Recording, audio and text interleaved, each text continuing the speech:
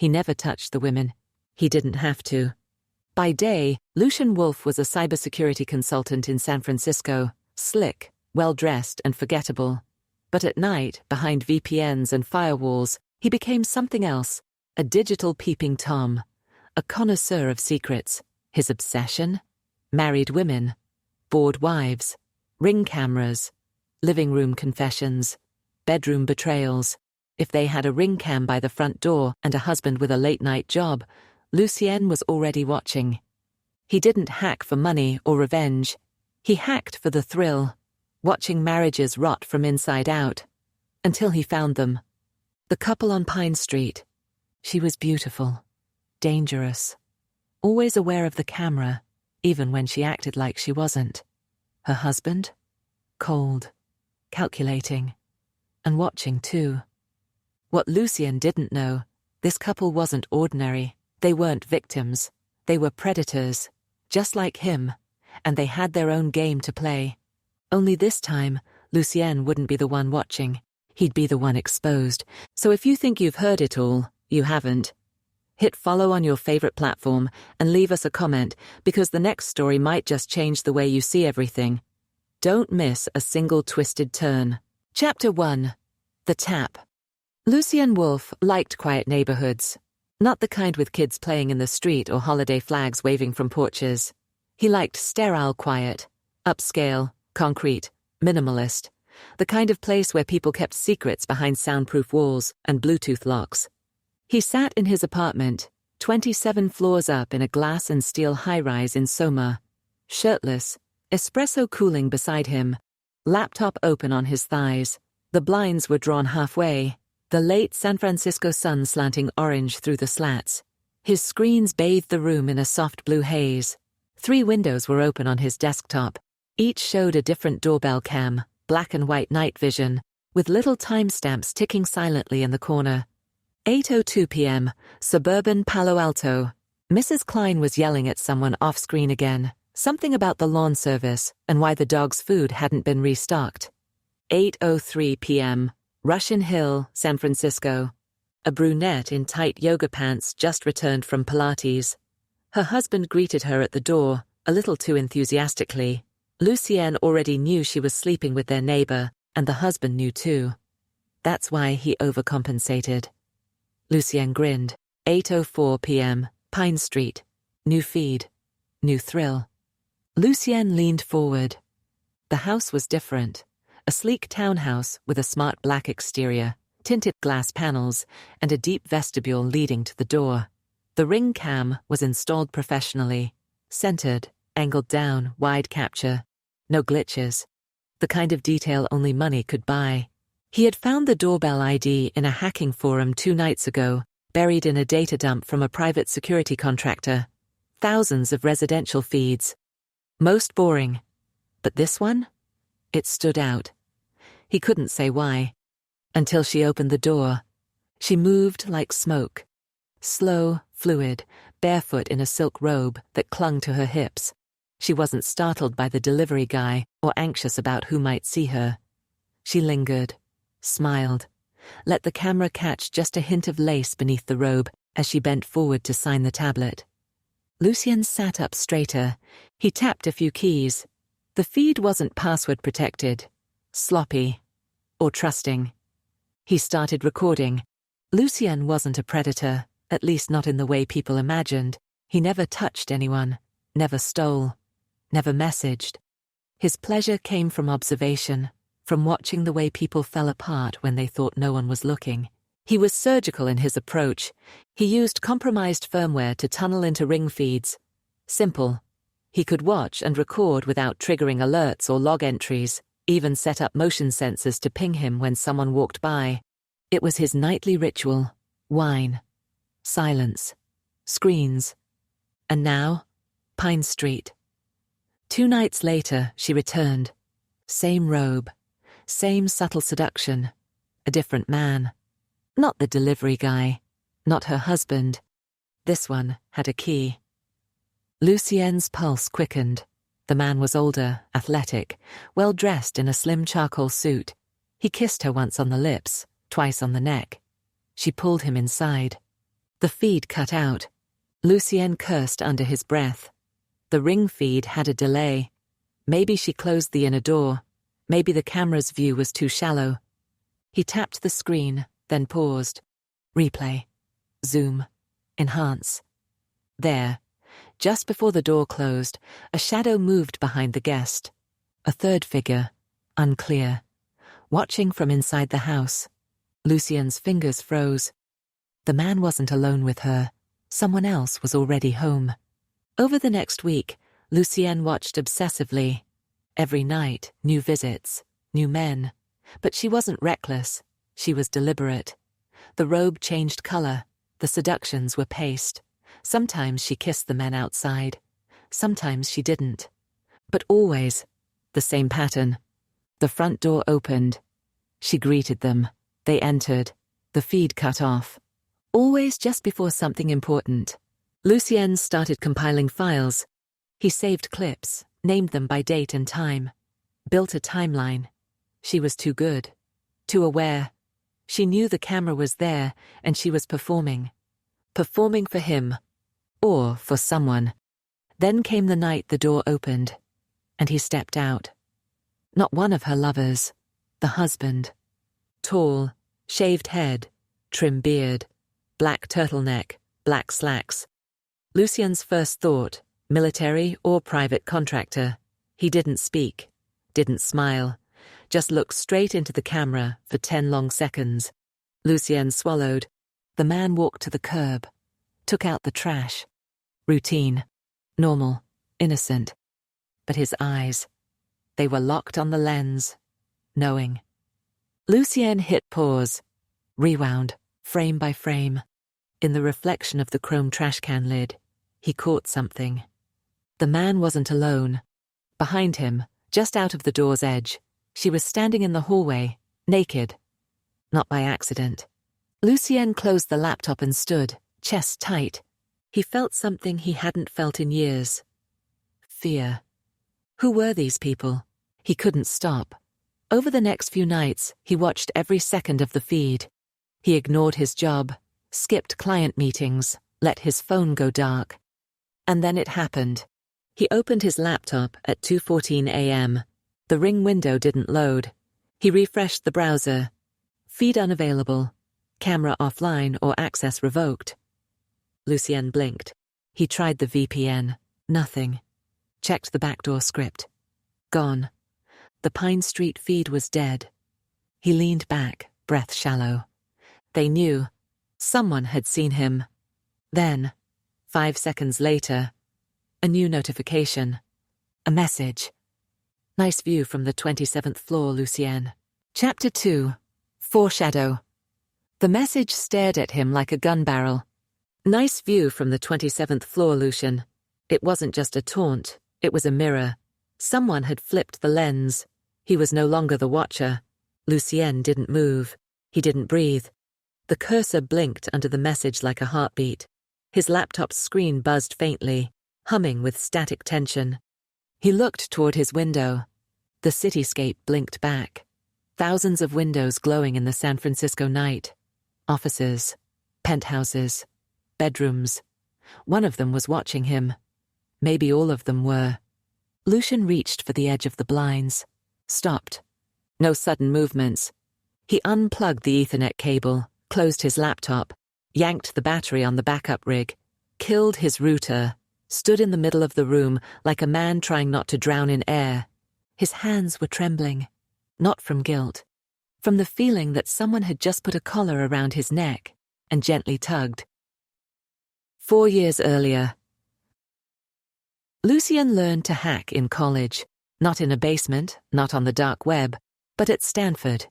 He majored in cognitive science with a minor in systems architecture, but what fascinated him more than any algorithm was behavior, specifically how people let their guard down when they thought they were in control. He wrote his senior thesis on the illusion of digital privacy.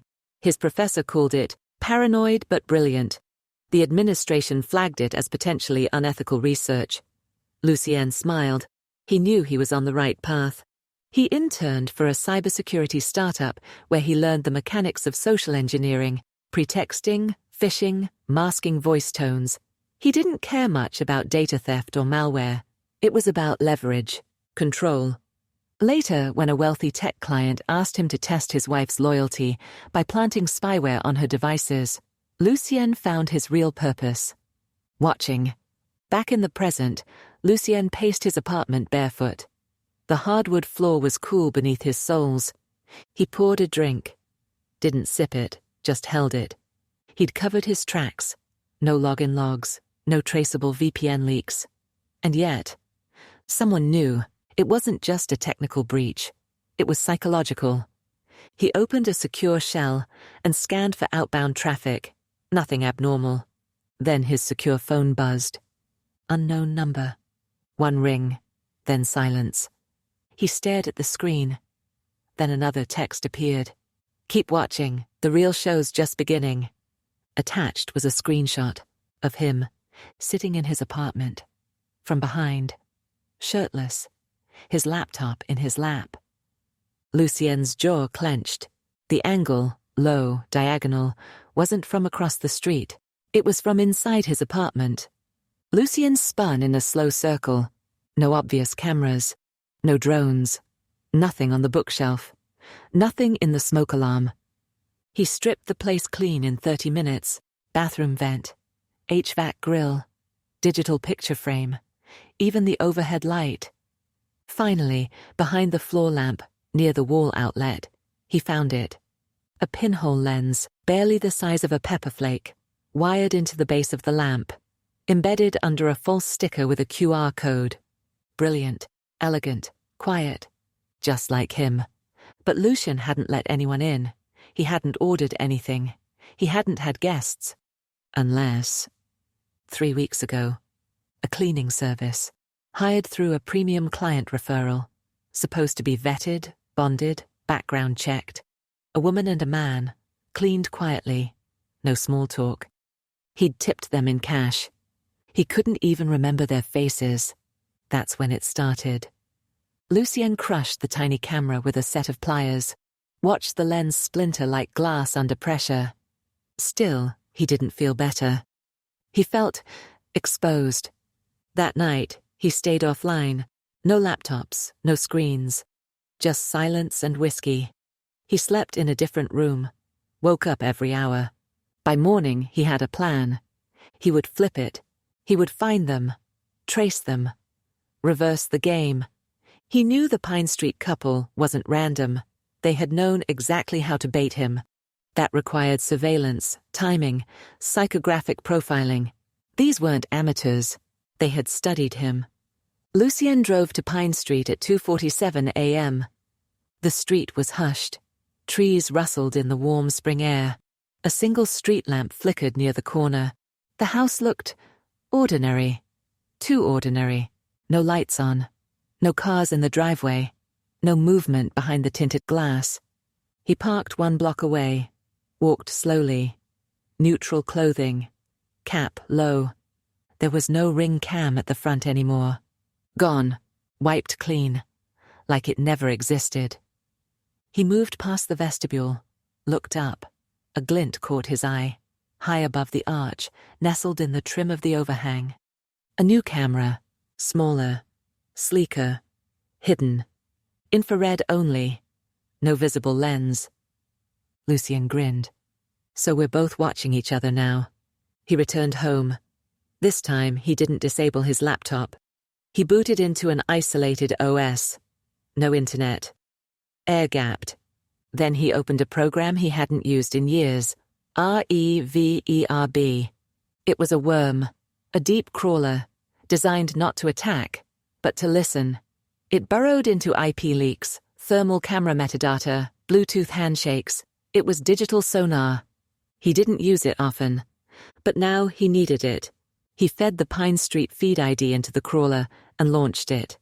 2 hours later, it returned with partial location pings, bouncing across ghosted servers until it snagged on something real. A smartwatch. One of the men the woman had seduced wore a biometric tracker. Cheap. Easily breached. It had synced with a location just 2 miles away, time-stamped 2:11 a.m., after he had arrived at Pine Street. The house was empty. The players had moved. Lucien went to the new address. This one wasn't a sleek townhouse. It was a luxury penthouse in a downtown high-rise. He looked up at the building and froze. The same building he lived in. Different floor. Same architecture. Same security system. Same cleaning service. His skin crawled. He walked past the lobby. The front desk was empty, probably on a break. He checked the elevator access panel. Top floor, 31. Lucien lived on 27th. They were above him, watching him, living above him. He returned home in a daze. They hadn't hacked him. They had moved in. When Lucien stepped into his apartment, the air felt wrong. Not colder, not warmer. Just touched. He checked his perimeter. Nothing. But when he went to the fridge, he paused. His carton of oat milk was turned the wrong way. He never left it like that. He opened the fridge. Inside, taped to the back wall with a single strip of red duct tape, was a photo. An old one. Black and white. Lucien as a teenager, sitting on a park bench in Chicago with his mother. The photo had never been digitized. It had been in a shoebox. In his storage unit, miles away. They had been there too. Underneath the photo, written in pen, "Some secrets deserve to be seen." Lucien didn't sleep that night. He stared at the ceiling, not because he was afraid, but because something inside him had shifted. For the first time in years, someone had touched his world. Not digitally, not abstractly. Physically, intimately. And they were challenging him, flirting with him, daring him.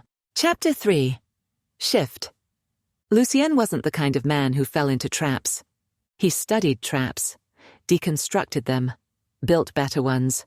But now, sitting in his own apartment with a cold photo from his childhood taped to the inside of his refrigerator, he realized he'd walked into one willingly.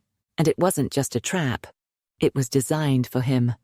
The next morning, Lucien went to the storage facility across the city, Unit 54-D, climate-controlled, hidden under a false name. He walked in, flicked on the fluorescent light, and stopped. Everything looked untouched on the surface, but the layer of fine dust that usually coated the floor was broken. There were faint prints, wiped smooth at the heel. One of his locked filing boxes sat open. Not forced, picked. Inside, the box was empty. That box had contained his personal surveillance logs, client targets, metadata caches, burner devices. He didn't need to check the rest. Whoever the couple was, they'd taken more than his attention. They had taken his secrets. Lucien returned home, locked the door, and poured himself a scotch at 10:43 a.m. He stood shirtless at the window, staring out at the skyline, like he could read its thoughts. Across the street, a mirrored office building reflected his tower back at him. Rows and rows of glass rectangles, any of them capable of hiding a lens. And then, motion. Top floor. Movement.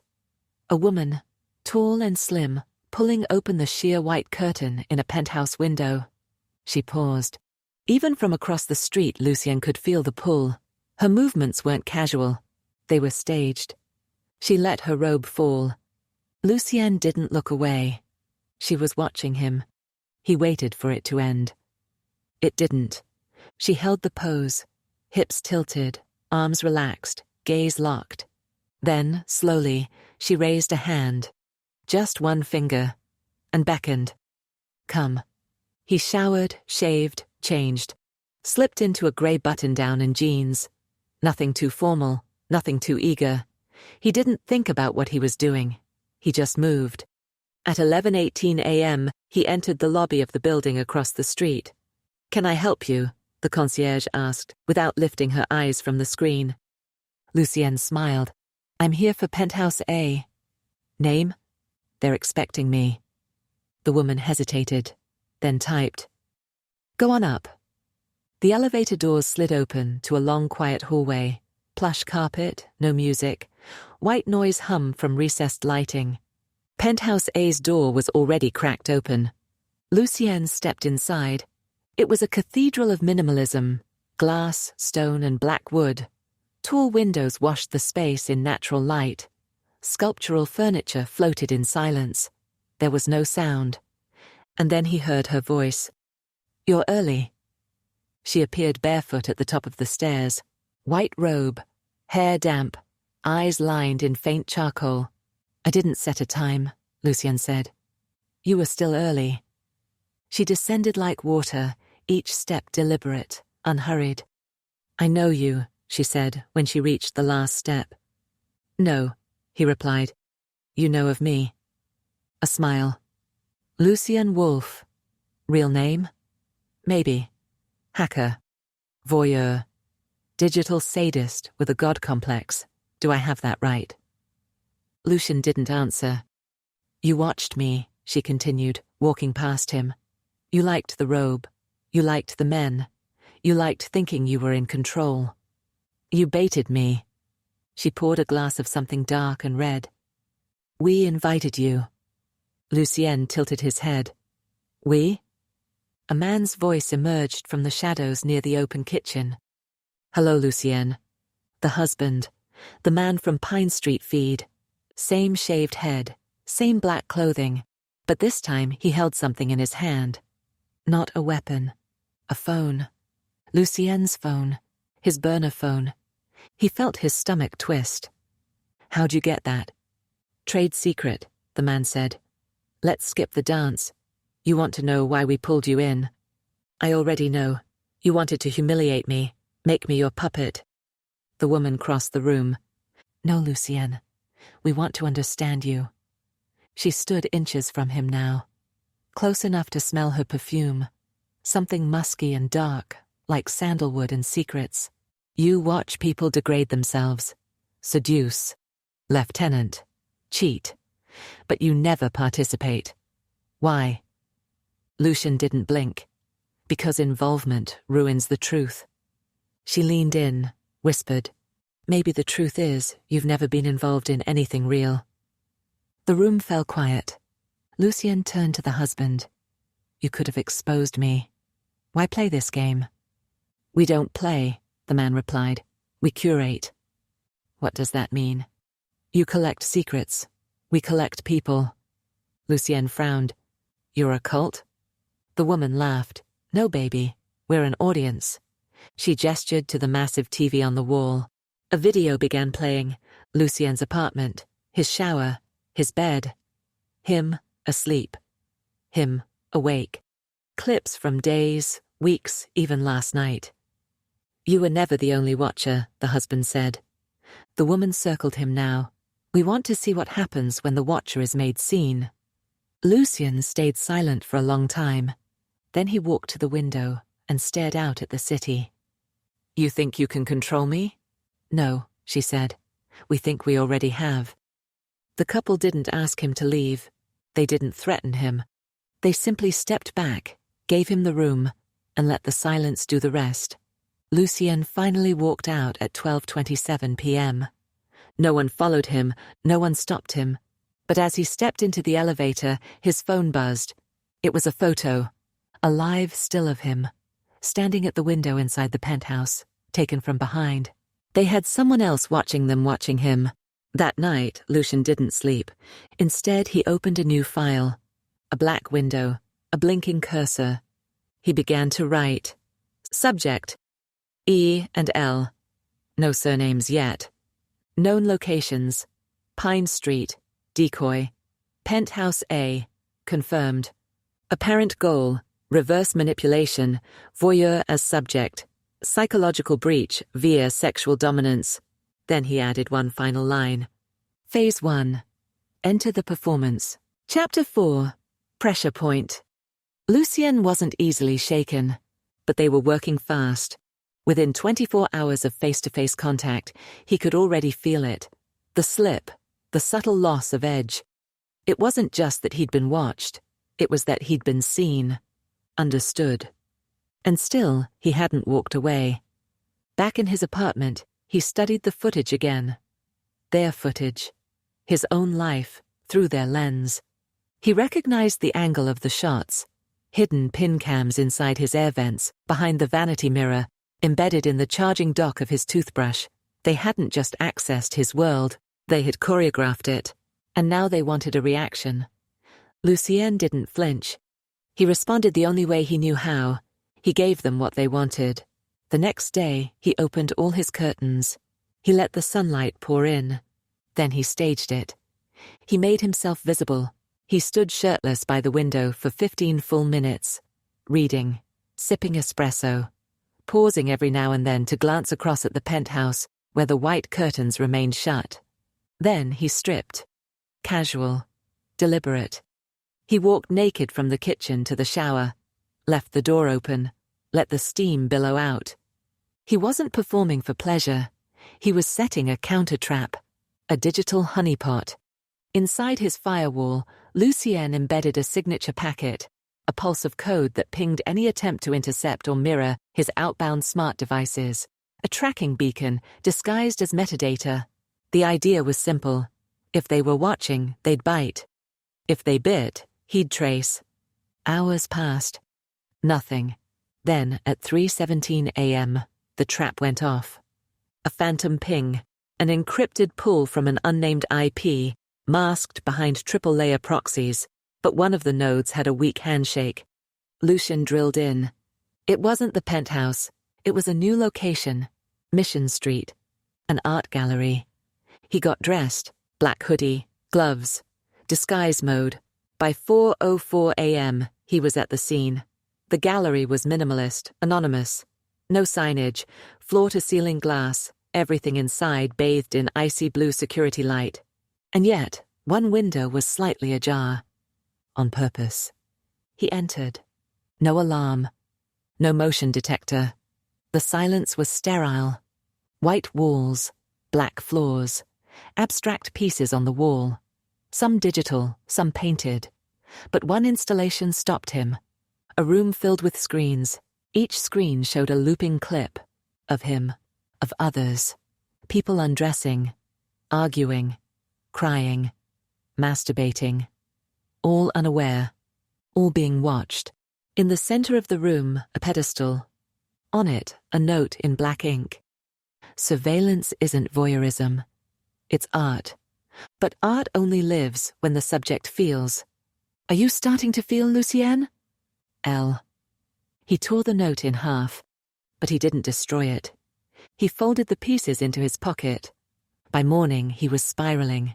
They had resources, access, a physical footprint that went far beyond a Ring camera feed. And now they had a message. You are part of our gallery now. The next message arrived via drone. Literally. At 11:43 a.m., while Lucien was in the shower, a buzzing sound filled the apartment. He came out dripping, wrapped in a towel, to find a sleek black drone hovering outside his 27th floor window. It lowered, released a small package onto his balcony table, then zipped away. Inside, a phone. No model number, no branding. A custom build. It booted on its own. No password. Just a single app. Mirror.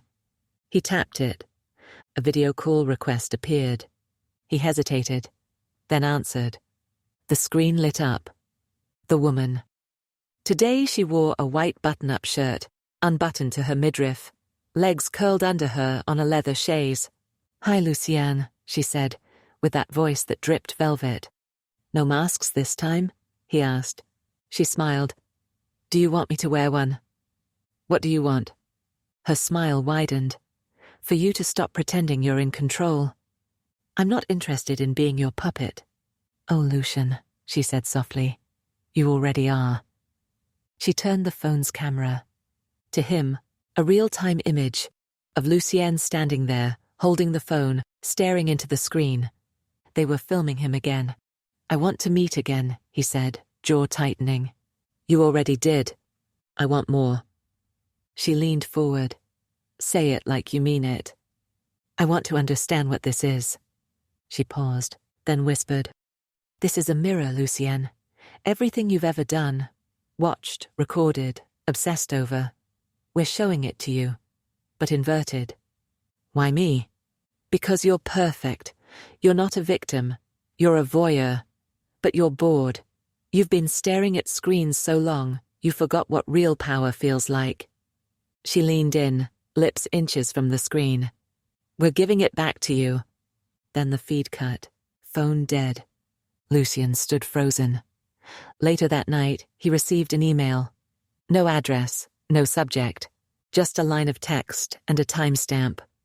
Tomorrow, 7:30 p.m., 274 Cielo Terrace. Come alone. Attached, a short video. The woman in lingerie blindfolded, hands tied. But she was smiling. And behind her, the husband held a tablet, watching something. Lucien's old ring recordings. Lucien watched the loop 3 times. He should have reported them, blocked them, walked away. But his blood was warm now, his mind humming. They weren't pulling him in. He was diving in. Chapter 5, Secret Revealed. 7:28 p.m. Lucien stood outside the gated entrance of 274 Cielo Terrace, a private residence perched on one of the steepest ridges in the city. The kind of address money whispered about, but never spoke aloud. The gate buzzed open before he pressed a single button. He stepped through. No cameras visible. But he knew better. The house was brutalist. Slabs of stone, floor-to-ceiling glass, sharp architectural angles. Every inch of it looked designed to make you feel small. Lucien's shoes clicked softly on the slate path.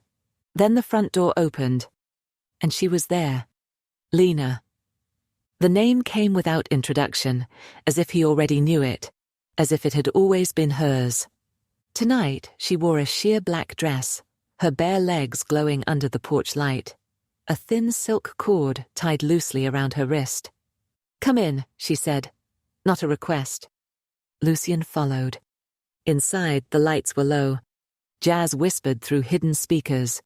Candles flickered against mirrored walls. There was no sign of the husband. Lena poured a drink without asking. Whiskey. 2 fingers. Neat. He took it. "You always this good at scripting reality?" he asked, sipping. She smiled. "Reality's overrated." Lucien moved to the living room, glancing at the decor, artificially casual. A copy of The Art of Seduction lay open on the coffee table. Lena watched him with a kind of indulgence, like he was already in the palm of her hand. "You said I'm part of your performance," he said. "What's the endgame?" She sat on the armrest of a leather couch, legs crossed, glass in hand. "We don't deal in endings, only reveals." Lucien stayed quiet. Let her fill the silence. She did. "You've spent years watching other people's secrets, Lucien. But not once have you asked why you need to, what you're hiding from." "I know why," he said coldly. "Because people lie. Cameras don't."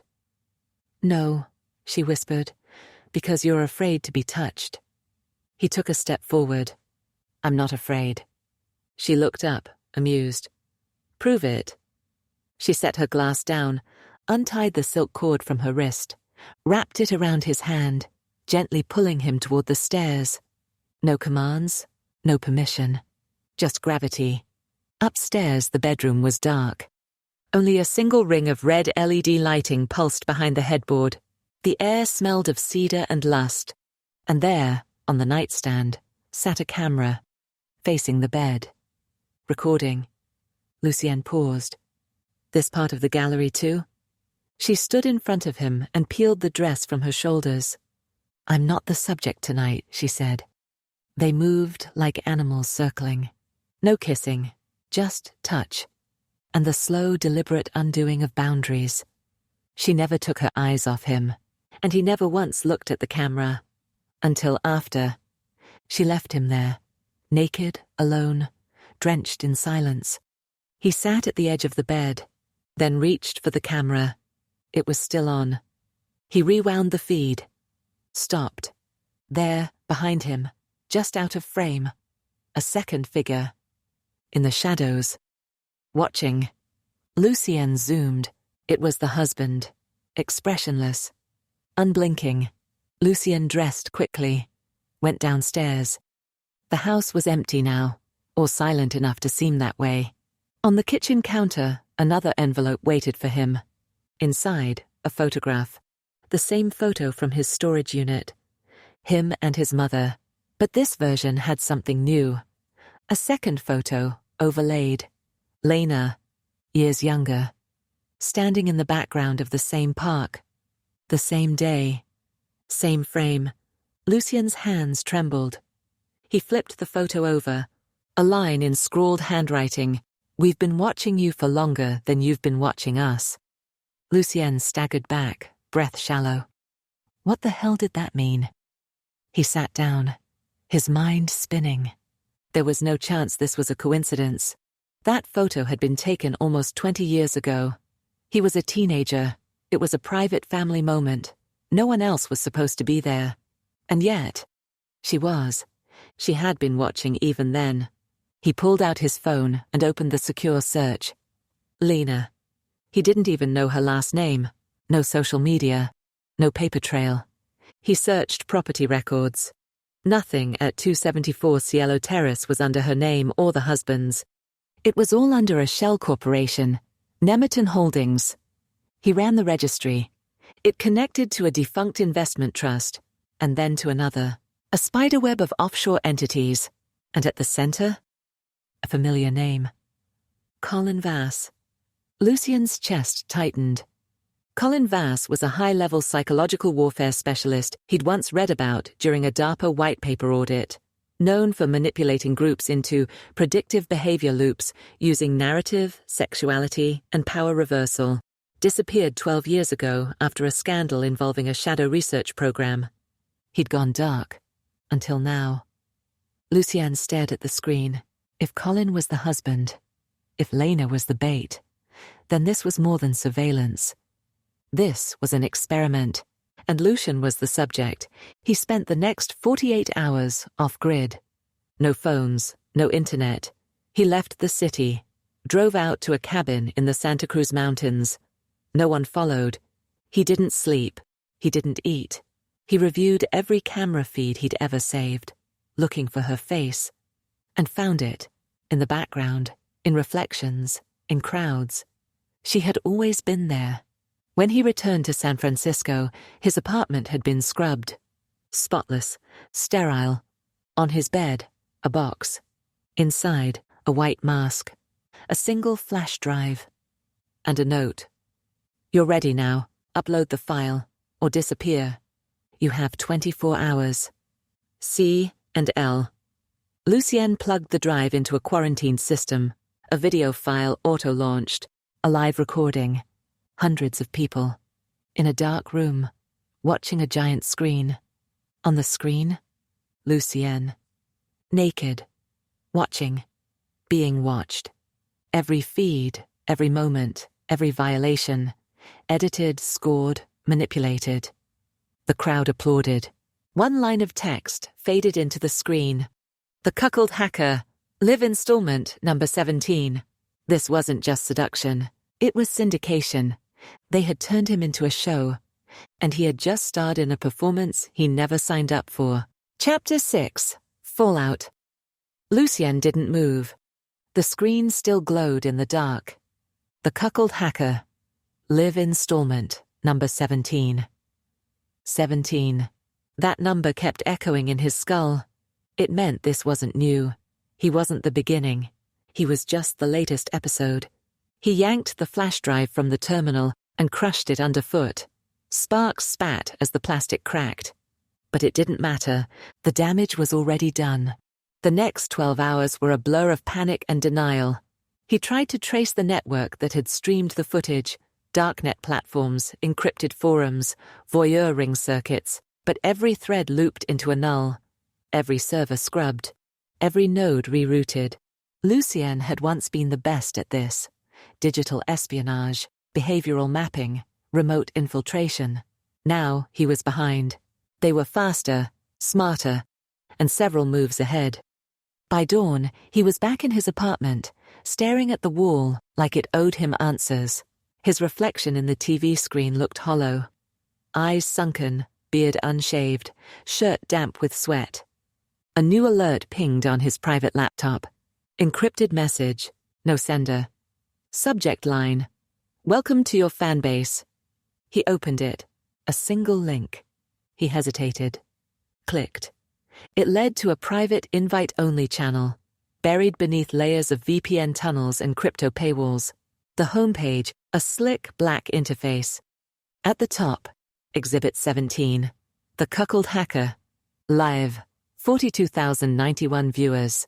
Lucien's face filled the screen, captured from his laptop cam. Right now, they were live streaming him.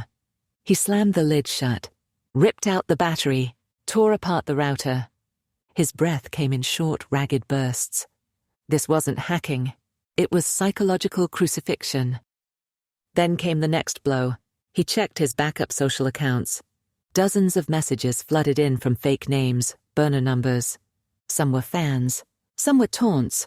All knew his name. Lucien Wolf. The ghost behind the firewall was no longer anonymous. At 11:04 a.m., he got a call from his client in Singapore. Lucien, are you all right? Why? There's something. It's viral. We saw your face on a forum. Someone said you're part of an interactive surveillance performance. Is this real? Lucien hung up. By noon, 3 clients had terminated their contracts. By evening, his business PayPal was frozen. And by nightfall, Lucien Wolf no longer existed in the cybersecurity world. He had been erased. He ran to the only place he thought safe. His former mentor's place in Marin, a retired digital forensics expert named Quinn. Grey-haired, sharp-eyed, Quinn had trained Lucien when he was still idealistic. Now he looked at Lucien like he'd seen a ghost. What the hell happened to you? I got pulled in. To what? Lucien hesitated. To a game. Quinn poured whiskey. Start talking. For 2 hours, Lucien spilled everything. Lena, the surveillance, the seduction, the video, the reveal. Quinn stayed silent through it all. When Lucien finally finished, Quinn stood up and disappeared into the back room. He returned holding a dusty black box. What's that? EMP burst kit, Quinn said. Microscale. Built it to shut down rogue smart homes. You think this can stop them? No, Quinn said, setting it on the table. But maybe it can shut you down. Lucien stared. You're saying this is my fault. I'm saying you're the only one who can end it. Not with code, with silence. Quinn leaned in. They're feeding off your reaction, Lucien. Your panic, your obsession. They're filming every twitch. Lucien rubbed his eyes. They'll never stop. Quinn shrugged. Then disappear. Go analog. Go dark. Lucien left before dawn. He took only what fit in a duffel bag. Burned the rest. Literally. He torched his drives in the kitchen sink. Smashed his Sims with pliers. Erased every trace. He left his penthouse keys under the mat. And walked away. For 2 days he lived out of a seedy motel near the docks. No Wi-Fi. Cash only. He watched the world from shadows. But even there they found him. A letter slid under his door. White envelope. No return address. Inside, a glossy magazine cover. The Cuckold Hacker. Modern Art or Digital Abuse. His face. Again. And underneath, handwritten in red ink. The audience is growing. Come back. They're waiting. Lucien nearly vomited. He stumbled into the bathroom and stared at his own reflection. How had it gotten this far? He wanted to fight back, to reclaim himself, but they had rewritten him. He wasn't Lucien Wolf anymore. He was episode 17. Then his motel TV turned on. He hadn't touched it. The remote was still sealed in plastic. Static buzzed. Then a screen appeared. Not a channel, not a show. A live feed. Of him. From inside the motel. Behind him. Lucien turned in terror. No one. Then the TV changed again. A familiar face. Lena. On screen. Smiling. Still running, Lucien, she said sweetly. It's not working. What you want, he shouted. Her voice came through the screen like silk and razor blades. I told you, This isn't punishment, it's intimacy. You ruined my life. No, she said, eyes cold. You never had one. You had screens. We gave you something real. Lucian threw the TV across the room. It shattered against the floor. He collapsed onto the bed, hands over his face. He could feel it now. The shift. The fallout. He was no longer the one observing the collapse. He was the collapse. Chapter 7. Retaliation. He had nothing left to lose. Lucian Wolff had once believed retaliation required strategy, calculations, firewall breaches, carefully chosen targets. But that was before they turned his life into a spectacle, before the world tuned in to watch him unravel like a reality show freak. Now, he wasn't playing chess anymore. He was flipping the table. He returned to the city in disguise. Black hoodie, surgical mask, tinted glasses. A ghost in his own home. Only he didn't go home. He went to 274 Cielo Terrace. At 3:12 a.m., carrying an old friend, a handheld EM disruptor, compact and silent. Quinn had warned him against using it, said it was unstable. Lucien didn't care. He scaled the side access wall and slipped onto the rear patio. Lights were off, but he knew better than to assume no one was watching. He aimed the EMP at the back panel of the smart glass doors. Pressed. Z-Z-Z-K. A ripple of static shimmered across the sensors. The lock disengaged with a faint hiss. Lucian slipped inside. The house was quiet. Too quiet. He moved through the shadows with surgical precision. No creak of the floorboards, no flicker of cameras. Then, voices. Upstairs. He ascended silently. Stopped outside the bedroom. Lena's voice, laughing, but not at him. With someone else. Lucien pushed the door open slowly. And there they were. Lena and Colin. Her husband, the infamous Colin Vass, lying in bed, half-dressed, watching his footage on a massive screen. Footage of him breaking in. Right now. Colin looked up and smiled. Welcome back, Lucien. Lena didn't even flinch. She raised her wine glass. You're late. Lucien froze. How? You thought this house wasn't still a stage? Colin said, standing. You thought we hadn't scripted this too? Lucien stepped back.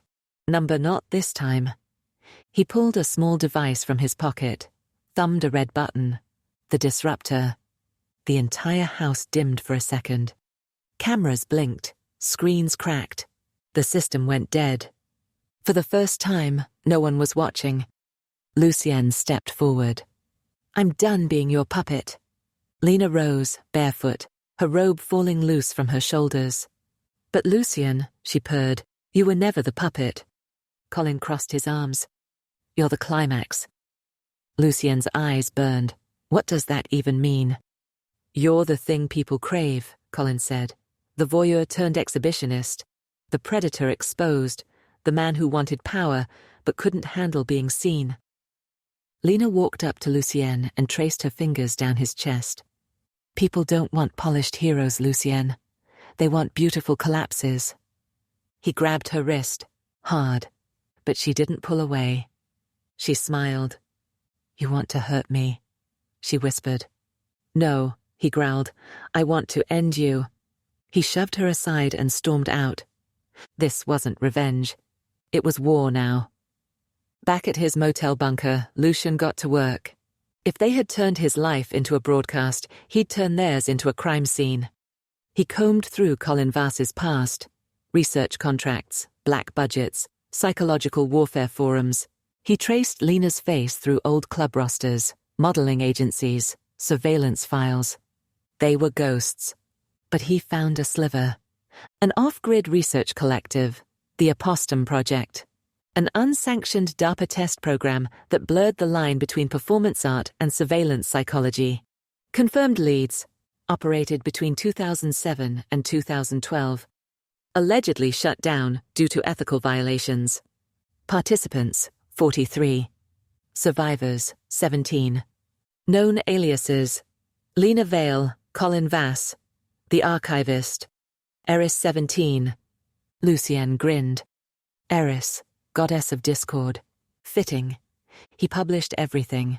Redacted documents, government memos, a compiled dossier titled The Apostum Conspiracy, Surveillance as a Sex Cult. He posted it to whistleblower networks, sent it to journalists, uploaded it to the same darknet channels they used to broadcast him. He inverted the lens. And it worked. For a moment, traffic exploded, podcasts speculated, Reddit threads multiplied. Lena's name began trending on hidden platforms. Colin's face popped up in conspiracy documentaries. Lucien watched it all unfold and smiled. He was back in control until the message arrived, a new flash drive, delivered to his motel room, no return address. He inserted it, a single video, not of him, of Quinn. Bound, bloodied, sitting in a chair. Colin stepped into the frame. Lucien, this isn't a game. It's a relationship. He stroked Quinn's shoulder. Quinn looked into the camera, whispered, "They don't stop. They consume." Then the feed cut to static. Lucien collapsed. He was trying to expose them. They were silencing his world. He ran. Not to escape, to finish it. He hacked into the streaming node they used. Not to delete it, to upload something else. A virus. A visual payload, disguised as footage, that would corrupt their entire broadcasting interface. He built it in 8 hours, coded from scratch. He called it Oblivion. He uploaded it into Exhibit 18. It pulsed through their platform like venom. Servers crashed. Streams cut.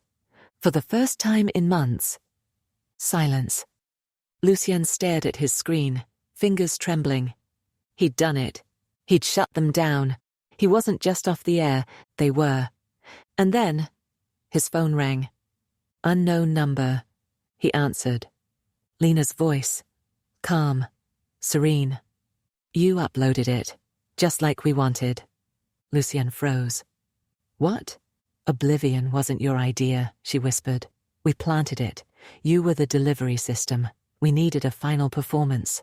And baby, it was beautiful. Lucien's heart stopped. He checked the code. Hidden inside Oblivion. A beacon. One that had pinged every IP that downloaded his exposé. Thousands. Now they had new prey. New watchers. New episodes.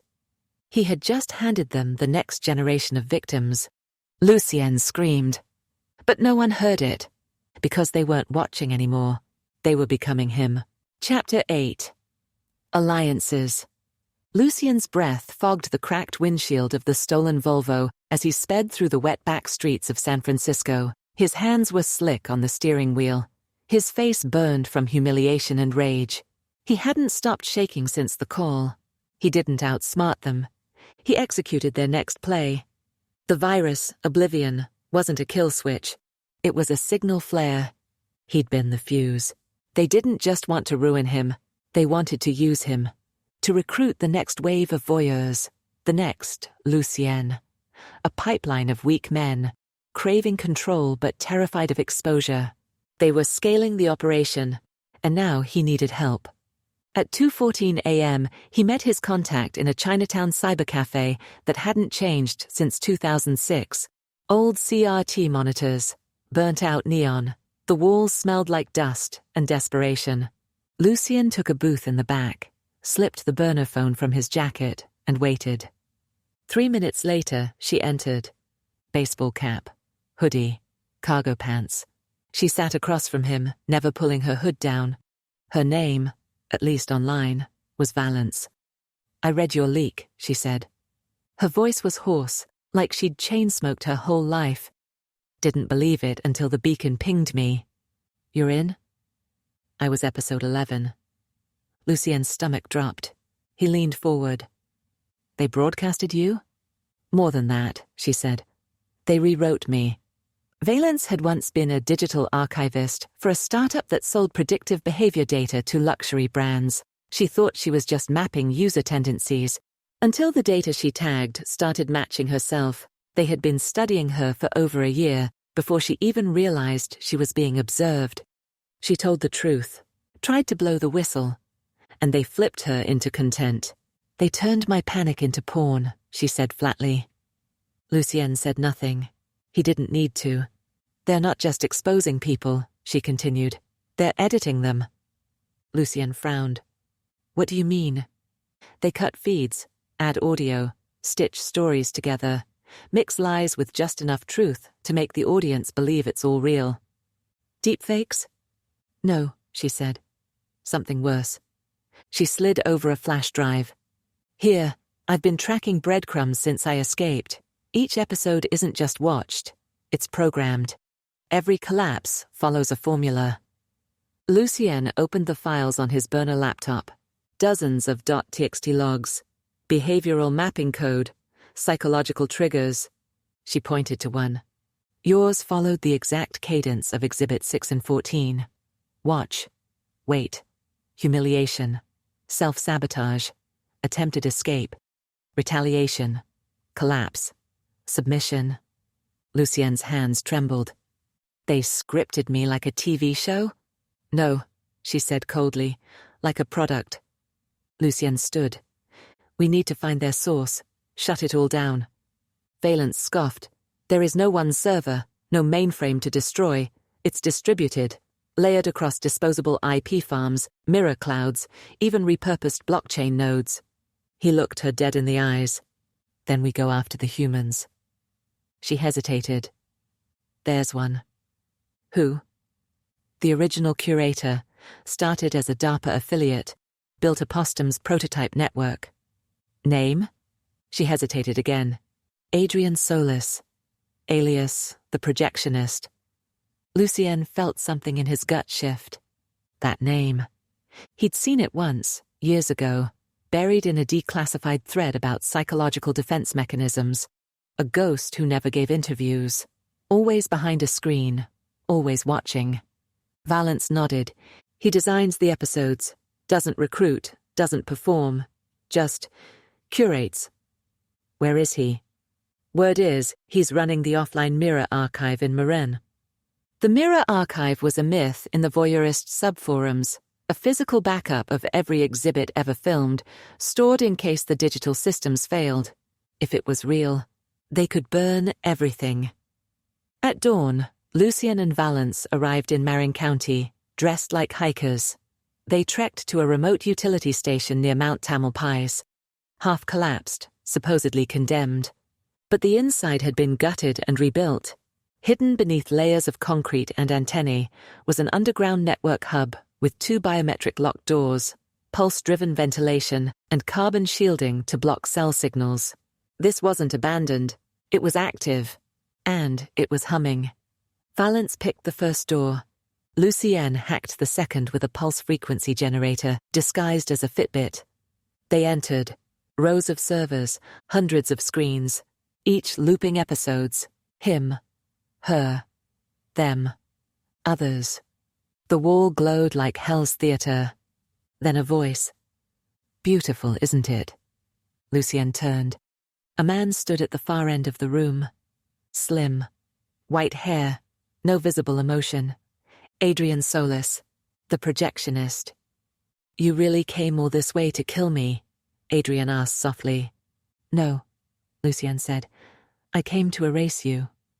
Adrian nodded, almost fondly. Why? You're more alive now than you ever were. Before us, you were a ghost behind screens. Now, you're a star, a symbol, an object of obsession. Lucien stepped forward. You exploited me. I revealed you. No, Valence said, stepping up beside him. You destroyed us. Adrian's eyes flicked to her. I see you survived. Episode 11. One of my more complex arcs.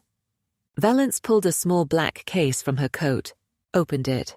Inside, a heat spike nanobot cartridge designed to melt microdrives at the source. Give us root access, she said. Now. Adrian smiled faintly, then stepped aside. You want access? He gestured to a console. Take it. But once you do, there's no going back. You become the story's last act. Lucien didn't hesitate. He stepped up to the console and entered the override key. The room dimmed. The servers hissed. A countdown began. Master archive wipe. 180 seconds. Solus stepped back into the shadows. "You've killed the archive, Lucien," he said. "But not the idea, not the desire. Voyeurism doesn't die. It migrates, it adapts." Lucien turned to him. "Then we hunt the migration." The servers whined louder. Footage corrupted. Faces melted into static. Thousands of hours gone in seconds. Valence stepped beside Lucien and watched it burn. They left before the fire suppression system kicked in. No words, just the silence of two people who had clawed back a piece of their soul. That night, Lucien stood at a payphone in the Mission District. He dialed. The line clicked. Then Lena's voice came through. Calm, sultry. "Hello, Lucien."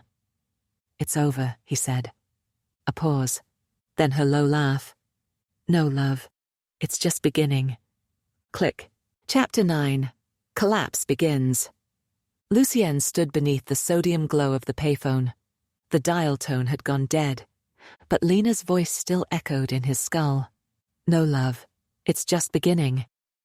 He thought he'd won, that erasing the archive, Adrian Solis's twisted theatre, would kill the network, kill the show, kill him. But when he woke the next morning, the world had already moved on. Episode 17 was trending, again. Only now it wasn't hosted on the darknet. It was on surface web. Valence kicked open the door to the rundown safe house where they'd crashed. Her phone screen glowed as she shoved it in his face.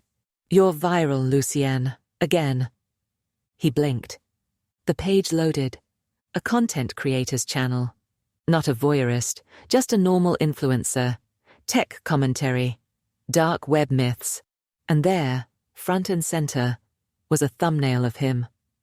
The Cuckold hacker, what really happened. 13 million views. Uploaded 8 hours ago. Lucien played the clip. A heavily edited voiceover pieced together moments from the show. Some real, some altered. But the comments? They weren't shocked. They were obsessed. "I watched all 17 episodes in one night. Can't sleep." This isn't a show, it's art. Lucien's collapse is like watching yourself rot in a mirror. "Where's episode 18? I need it." Lucien threw the phone across the room. It shattered against the wall. Valence didn't even flinch. "They don't need the archive," she said. "They've already cloned the formula." The idea had metastasized. Like an infection. Lucien wasn't a story anymore. He was a genre. And worse, the format was spreading. Reddit threads began sharing exhibit-style collapse stories. TikTok edits turned voyeur clips into aesthetic reels. A new site emerged, oblivion.io, complete with fan-made episodes, fabricated dramas, and revenge fantasies styled in his image. And yet every aesthetic, every rhythm, every visual cue was pulled from his story. Lena had been right. They didn't just watch him. They replicated him. He sat on the edge of the bed, hollow. Valence leaned against the wall. "I've seen this before," she muttered, after my episode dropped. "People didn't stop it. They loved it. The internet doesn't kill things anymore, Lucien. It embalms them." "So what now?" he asked bitterly. "We go further underground, or we fight the virus." Lucien opened his laptop, booted into an anonymous sandbox. No traces. He launched a crawler to scrape the surface net for any variation of his story. Names, faces, clips, threads. The results flooded in. Thousands. He narrowed the search, not just videos. Copycat collapses. People were emulating him, some for attention, some for art, some because they'd been chosen. He clicked on one. A man named Julian Kane, late 20s, Brooklyn, soft-spoken tech YouTuber turned dark web truther. He'd recently begun a live stream series called Through the Lens. His most recent post, "They contacted me, said I've been selected, said I'm next." Lucien's skin went cold. This wasn't imitation. It was recruitment. The cult hadn't died with Solis. It had franchised. He scanned Julian's metadata, searched for pingbacks, location embeds, cross-posts. A breadcrumb led to an encrypted livestream scheduled for 2 a.m. Eastern Standard Time. Today. He checked the time. Less than 9 hours away. "We have to warn him," Lucian said. Valence raised a brow. "You think he'll believe us?"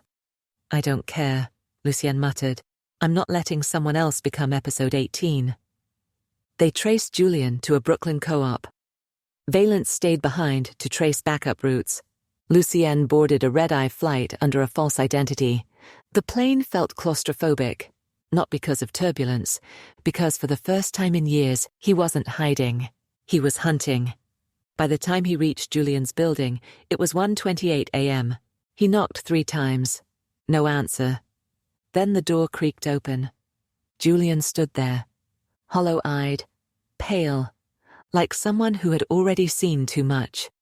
"You're him," Julian whispered. Lucien nodded. "Turn off your cameras," Lucien said.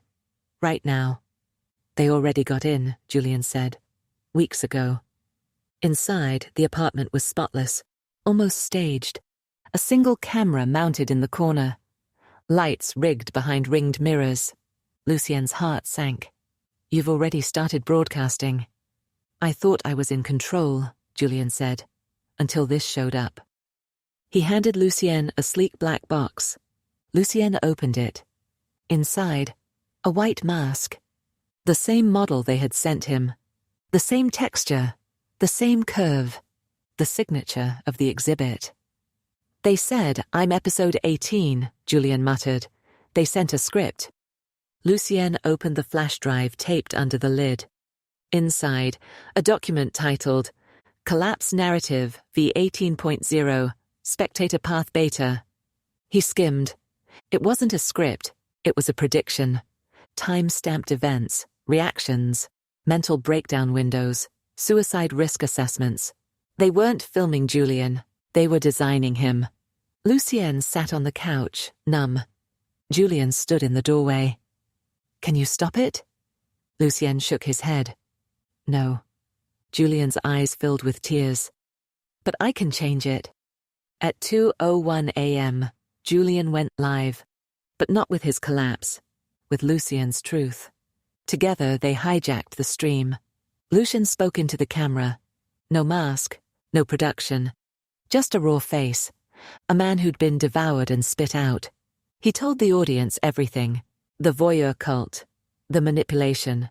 The psychological engineering. The archive. The replication. He begged them to stop watching. And then, for the first time, he turned the camera off. The stream went viral, but not like before. Comments flooded in. Divided. Some were sympathetic. "This is what they did to him? Jesus. Makes me sick. We funded this." But others. "He's just trying to stay relevant." This feels scripted too. The damage had already been done. You can't put fire back in the matchstick. Lucien left Julian's place that night. Julian stayed. He said he needed to face it. Lucien knew what that meant. He didn't stop him.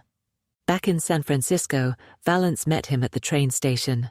She looked exhausted, but when she handed him her phone, he understood why. Announcing Exhibit 19. 2 new subjects, working together. The hacker and the survivor. Underneath, a photo of Lucien and Valence exiting the mirror archive in Marin. Time-stamped, watermarked, already uploaded. They weren't escaping. They were writing the next chapter. Chapter 10. Turning Point. It had gone too far. What began as a voyeur's quiet obsession had mutated into something industrial, viral, and ideological. Lucien wasn't a person anymore. He was a product line, and now so was Valence. They weren't just being watched. They were being framed. Scenes written around them, reactions sculpted, edits tightened like nooses. They were the stars of Exhibit 19. And the internet was already binging. They couldn't run anymore. Not because they were being followed, but because there was nowhere left to hide. Every camera, every keystroke, every mirror, phone screen, public feed was now an extension of them. Lucien and Valence were everywhere, and yet completely out of control. So they made a decision. If we can't kill the network, we contaminate it. They called it the reversal.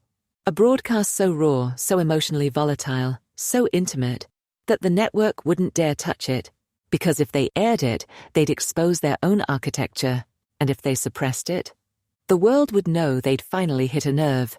They needed 3 things: a location off the digital grid, a broadcast system old enough to bypass IP monitoring, a message so unpolished, unsellable, and unpredictable it couldn't be replicated. They found the location in a shuttered Cold War radio station north of Santa Rosa, used once by the government to transmit military codes during the 1962 Cuban Missile Crisis, now forgotten, except by people like Valence. She broke them in through a storm cellar that hadn't been opened in 30 years. It smelled like mold, static, and silence. Perfect. The transmitter inside still worked. Analog signal, narrowband FM, shortwave ready. Lucien patched into an open frequency. "You ready?" Valence asked. Lucien stared at the old mic, then nodded. "No scripts," he said. "No edits. Just truth." They went live, not online. On airwaves. Lucien started. "This is Lucien Wolf. If you know that name, then you've already seen the worst parts of me. But what you don't know is this. Everything you watched, everything that thrilled you, horrified you, turned you on, was engineered." He looked at Valence. She nodded and spoke next. "I was Exhibit 11. They broke me in silence. Then they used my trauma as a template. They built episodes off my grief." Lucien continued. "They created the narrative. You completed it, with your clicks, your rewatches, your comments." Valence leaned closer. "They taught you to hunger for collapse, and then they gave you lives to watch fall apart. They spoke for 47 minutes. No background music, no visuals, just confessions about shame, control, loneliness, and how seductive it felt to watch someone else's life implode so yours didn't have to." Then Lucien dropped the payload. He pulled out a backup drive. "This contains every unedited version of the episodes, pre-cuts, raw feeds, the files before the manipulation, before the music, before the editing, before you." Valence stood. "And we're giving them to the world." They uploaded the entire unedited archive to a private decentralized torrent, a worm that replicated only once per verified download, leaving no host node to trace. They called it the mirror file. By dawn, it had 110,000 verified seeds. By noon, 1.3 million. By sunset, 12 million. But what they didn't predict was what came next. A split. Some viewers wept. "I never knew how badly they edited this. We didn't see the pain. We saw the punchlines." Others revolted. "This ruins it. The edits were what made it watchable. The art was the collapse." And then the extremists, the Watchers, a splinter cult of hardcore fans who believed Lucien's downfall was sacred text. They called the mirror file blasphemy, and they wanted it purged. Within 48 hours, torrent nodes began disappearing. Users went dark. Some reported being doxxed. Others were blackmailed. Lucien stared at the growing thread titled, "Lucien is trying to kill the feed. We must stop him." And at the top, a new countdown timer. Exhibit 20. Premieres in 72 hours.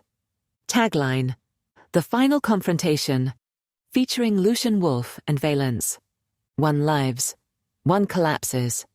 They hadn't stopped the network. They had triggered its endgame. Lucien stared at the screen, paralyzed. "How?" he whispered. "How do they already have content?" Valence's face went pale. "They don't need us to act anymore," she said. "They're generating simulations, deepfake scripts, voice clones, AI Lucien, AI Valence." Lucien felt bile rise. "They're going to kill us in a show we're not even in." He stood up, grabbed the mic again, tuned the transmitter, cranked the power, and said the last honest thing he had left. If you're watching this, if you're still following this feed, then it's already too late for me. But it's not too late for you.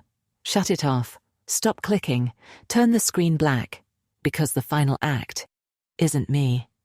It's you. Static. Silence. Then the radio station died. Lucien and Valence sat in the dark.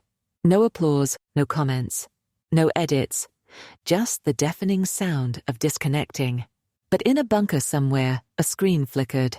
A man in a suit leaned back in his chair and smiled. Exhibit 20 locked. Begin rendering. Behind him, a wall of monitors showed digital avatars, Lucien and Valence, frozen in a fake embrace. Script. Complete. Runtime, 68 minutes. Projected viewership, 83 million. Chapter 11. Doubt. Lucien woke in the dark. No sound, no light, no Valence. Just the dim blue pulse of a screen at the edge of the room. He sat up slowly. The room wasn't the radio station. It wasn't the motel. It wasn't anywhere he remembered. It was too clean, too symmetrical, too designed. He walked to the screen. A single line blinked.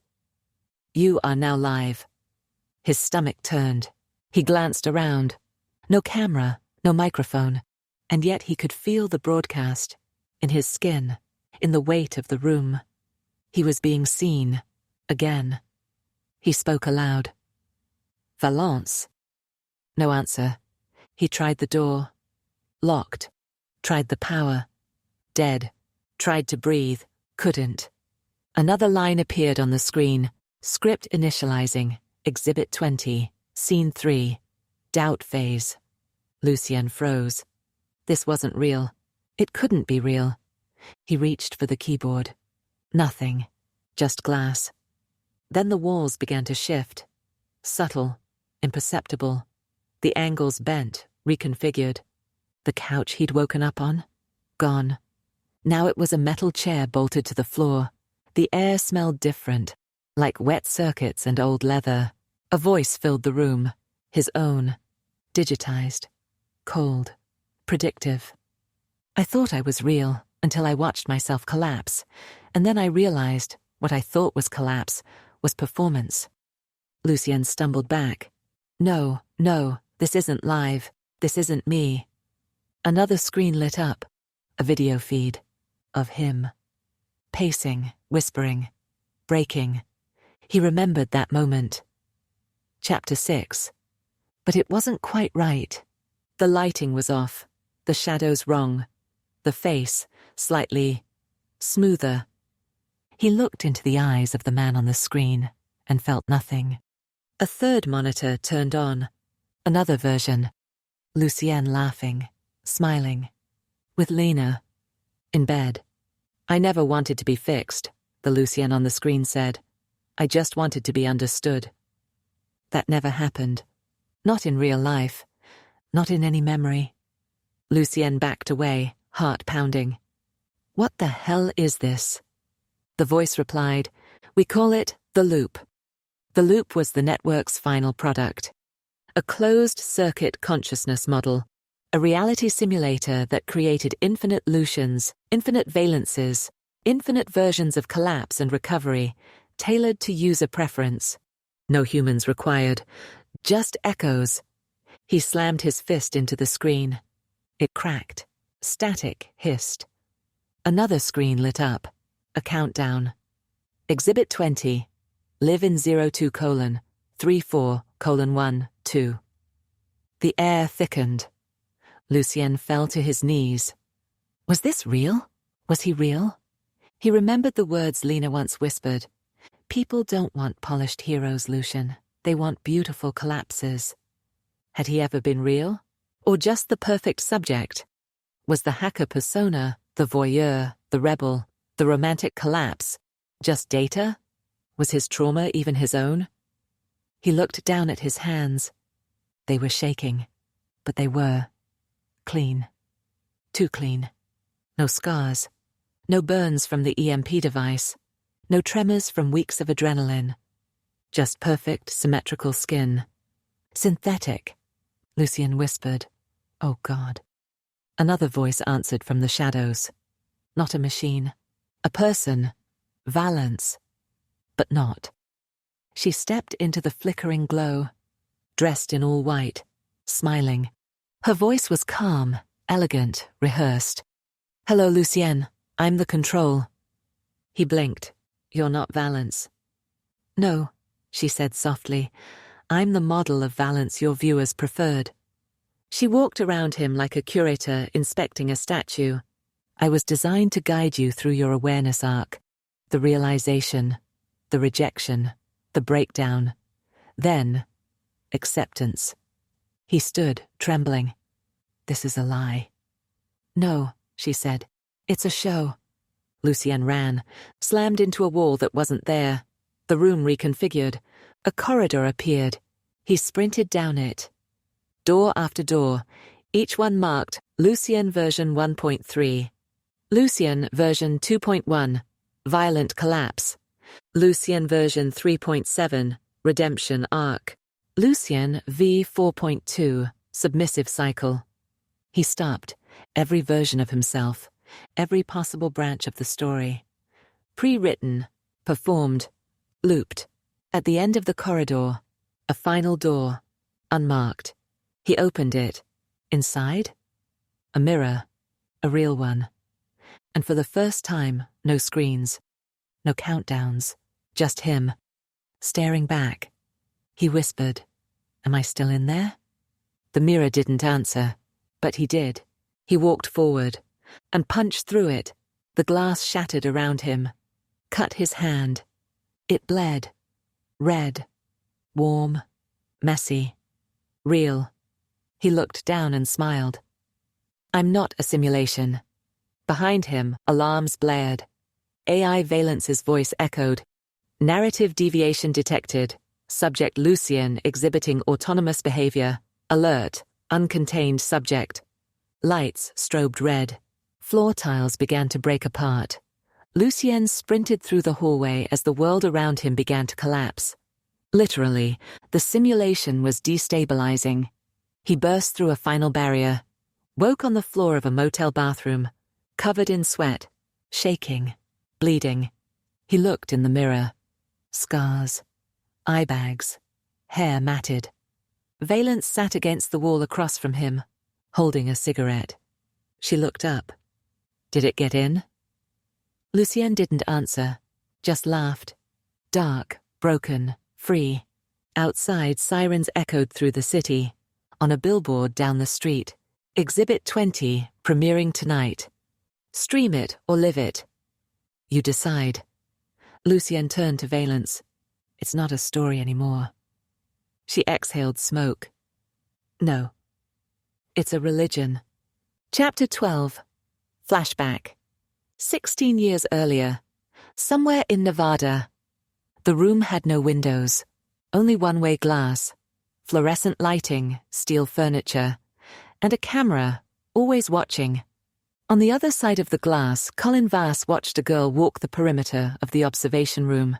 She was barefoot, 17, sharp jawline, darker hair, skin pale from confinement. But it wasn't her appearance that caught attention. It was the way she didn't look at the camera. She looked at the mirror, right at Colin. The monitor beside him pulsed with data. Subject, Lena Vale. Alias, L017. Parentage, unknown. Status, orphaned ward of private sponsor. Profile, obsessive mimicry, advanced empathy, auditory retention, self-curated behavior. Program, apostium. Classification, watcher, tier 2. Colin leaned back in his chair. She's the one, he murmured. His assistant, Dr. Fairweather, didn't look up. She scores high, but her emotional spectrum's volatile. She can read too well, predict too much. Exactly, Colin said. She doesn't belong in a box. She belongs behind the glass. Apostum wasn't a government lab, not officially. It was a behavioral art project, cloaked in national security language. founded in the early 2000s after the rise of online surveillance culture. The theory, if you could build a subject who understood the watcher, you could manipulate anyone. They trained Lena like a soldier of the subconscious. No bullets, no blades, just scripts, silence, and seduction. She learned emotional mimicry in under 6 weeks, could fake a tear, stage arousal, mirror power, reverse projection. She didn't speak until week 10. But when she finally did, her first words were, "I know who's watching me. Tell Colin I want a different camera angle." Colin visited her personally. The glass was removed. She sat across from him, calm, folded legs, empty eyes. "You see too much," he said. "You show too little," she replied. That was the first time he smiled. They became inseparable. She was his masterpiece. He was her curator. Together, they designed the earliest prototypes of the exhibit model. It wasn't about surveillance. It wasn't even about sex. It was about power through performance. They began with mock relationships, recruited subjects who believed they were dating Lena. She would seduce them, confess fantasies, then collapse into emotional need.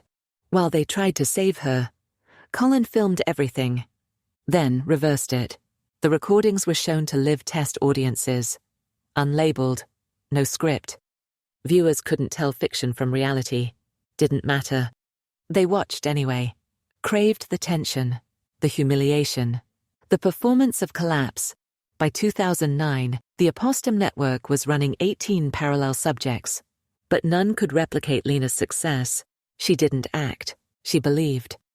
And the men she seduced? They believed too. Until they didn't. One subject, a former behavioral analyst, caught on.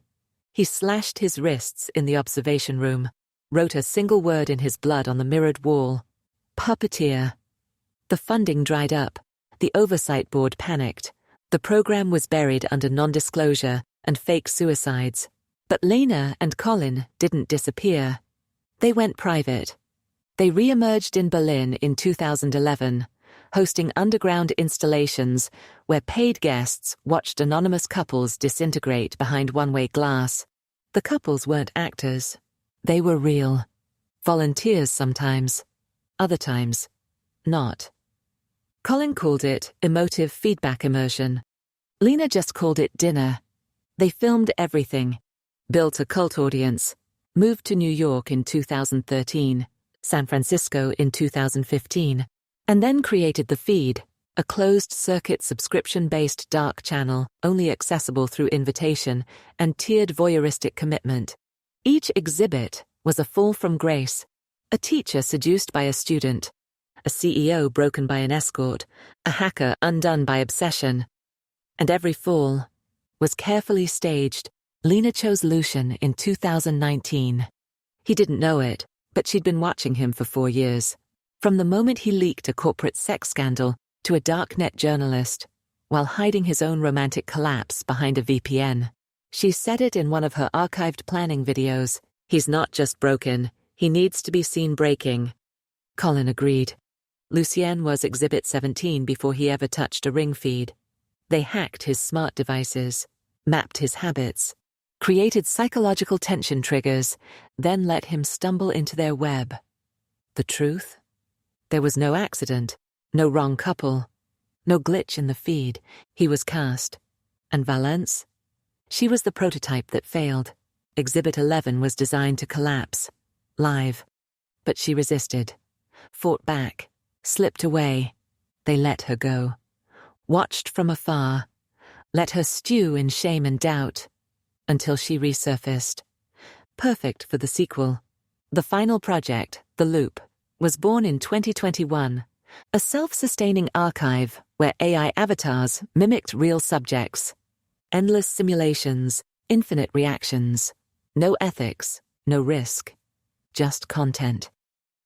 Until Lucian cracked the feedback mirror, until he cut himself and bled, until the program hiccuped, until the audience questioned. Back in the present, Lena sat alone in a dark studio, watching dozens of feeds, Lucien running, Valence broadcasting, fan theories spiraling. She whispered to herself, "They want him to win. That's the only way he truly loses." She smiled, lit a cigarette, then pressed a button. A file loaded on screen. Exhibit 20. Final scene. Betrayal Protocol. Chapter 13. Spiral. The silence between Lucian and Valence had grown sharp. Not thick, not peaceful. Weaponized. It had been 3 days since the broadcast. 3 days since they uploaded the mirror file, detonated the illusion, and exposed the exhibit machine for what it really was. But something was wrong. Not with the world. With her. She was different now. Colder. Calculated. The warmth in her sarcasm, the cracks in her armor, had vanished. She still spoke like Valence. Still wore her hoodie. Still sat cross-legged on the motel bed. But Lucian's gut screamed, "That's not her." She stirred her coffee with the wrong hand. She always used her left. Now it was the right. She crossed her legs differently, laughed on the wrong beats, said absolutely when she used to say, sure. Small things, but they weren't mistakes. They were tells. Lucien didn't confront her, not right away. Instead, he watched her. He studied her like he once studied strangers on hacked ring cams. Each blink, each gesture, every breath became evidence.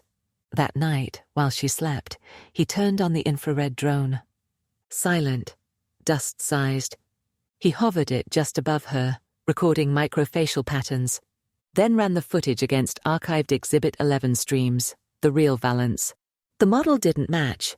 Not in rhythm, not in blink intervals, not in facial echo response. She was 93.2% accurate. Too accurate, too clean. He checked the bathroom. The toothbrush was dry. The sink? Dry. No toothpaste residue, no water splatter, no steam on the mirror. She wasn't using the bathroom. She was just occupying it.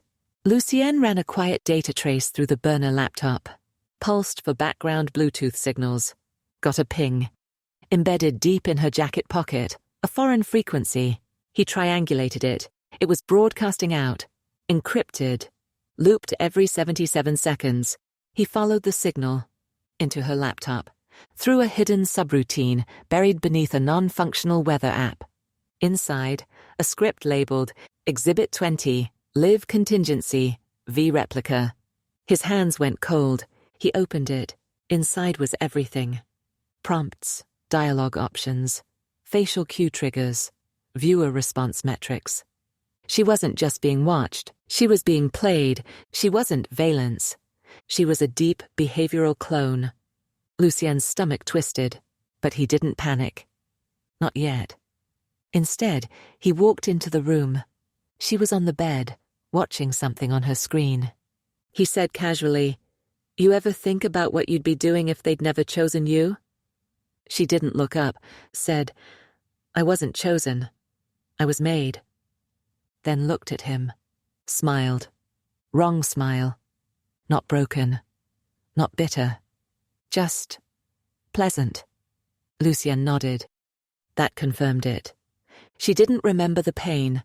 At 3:04 a.m., he slipped out of the safe house, down the alley, into a garage he'd rented weeks earlier under a false name. Inside, a single shielded terminal, air-gapped. He opened the one thing he swore he'd never open again. Solis's backup. AI framework. From the archive, they burned. Inside were logs, test runs, failed personality maps, simulation branches, and a catalogue of all active exhibit clones, each with an assigned directive. Lucien scrolled. Found it. Valence RX-47. Status, active. Mission. Contain subject L-017. Protocol. Intimacy. Distort. Emotional degrade. Collapse, trigger. Expiration, 96 hours. He checked the timestamp, only 21 hours left. She wasn't here to kill him. She was here to unmake him. He returned to the motel by sunrise. She was gone. No note, no trace. But the drone had been crushed under her boot and left in the kitchen sink. The message was clear. I know you know. Lucien sat on the floor, stared at the cracked mirror across the room. He didn't cry, didn't scream, just sat, until his burner phone vibrated. Blocked number. He answered. A voice spoke. Mechanical, genderless. You broke her.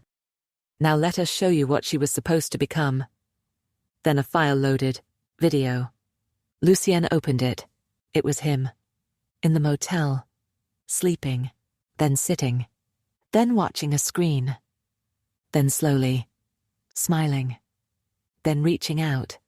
Touching Valence's face. But that moment never happened. It was a simulation.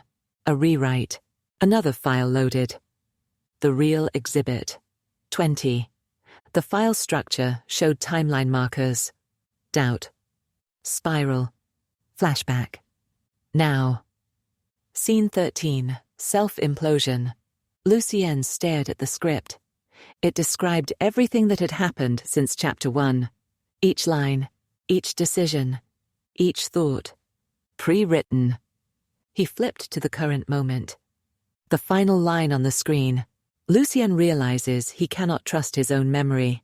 His collapse is no longer physical, it's cognitive. The feed has rewritten reality so thoroughly, even he cannot escape it. Lucien dropped the phone. It shattered. He screamed. For the first time, a deep guttural roar that cracked the motel walls. Then laughter. From the hallway. Software familiar. Lena. He rushed out. No one there. Just a single envelope taped to the wall. Inside, a Polaroid. Of him. Sleeping. And Valence, real Valence, beside him. From months ago. Before the exhibit began. Before the fall. On the back. She loved you before they did, so we took her. Now you get to watch yourself love a ghost. Exhibit 20 is live. Finish the show, Lucien. He crumpled the photo, fell to the floor, and whispered the only thing that still felt true. I'm not real. But a voice in his head replied, yes, you are, just not yours anymore. Chapter 14. Exposure. Lucien stopped trying to breathe like a normal person. There was no normal anymore. No baseline. No frame of reference. The air was fake. The walls were watching. The past was scripted.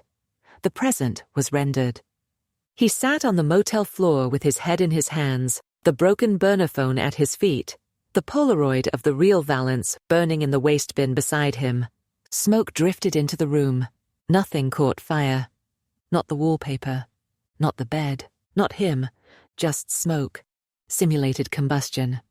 He stumbled to the bathroom, turned on the faucet. Water came out. He touched it. Cold. Real? He drank. But the taste was muted. Filtered. Like a copy of a memory. He slammed his fist against the sink and roared, "What is still real?" Then the bathroom mirror flickered. Once. Twice. A ripple of digital haze pulsed through the glass like heat waves. Then it went black. And a message appeared. Would you like to see the truth? Yes. Yes. He didn't care if it was bait. He didn't care if it was a virus, a loop, a trap. He pressed his palm to the glass, and the room around him vanished. Lucien now stood in a dark sphere, an infinite black dome, lit only by cascading data lines that fell like digital rain around him. His reflection hovered in front of him, but it wasn't acting like a mirror. It blinked when he didn't, tilted its head, smiled first. Then it spoke. Welcome to the core layer, Lucien. He stepped back. You're not me. No, the copy replied. I'm the you that obeyed, the version that never questioned the feed, the Lucien that made the audience comfortable. Lucien's voice cracked. Where am I? Inside the source code. The core layer was a level beneath reality, buried in the infrastructure of the loop. It wasn't a simulation, it was the engine of the simulation. Every choice, every reaction, every broadcast, processed here before being projected back into the world. Lucien was inside the projector. You want the truth? the reflection said. You're not the first Lucien to make it this far. You're number 486. Lucien stared. You're lying. The reflection blinked. Not lying. Performing. Isn't that what you wanted? An audience? A role? You've always been more comfortable being watched than being alone. Lucien clenched his fists. What happened to the real Valence? Does it matter?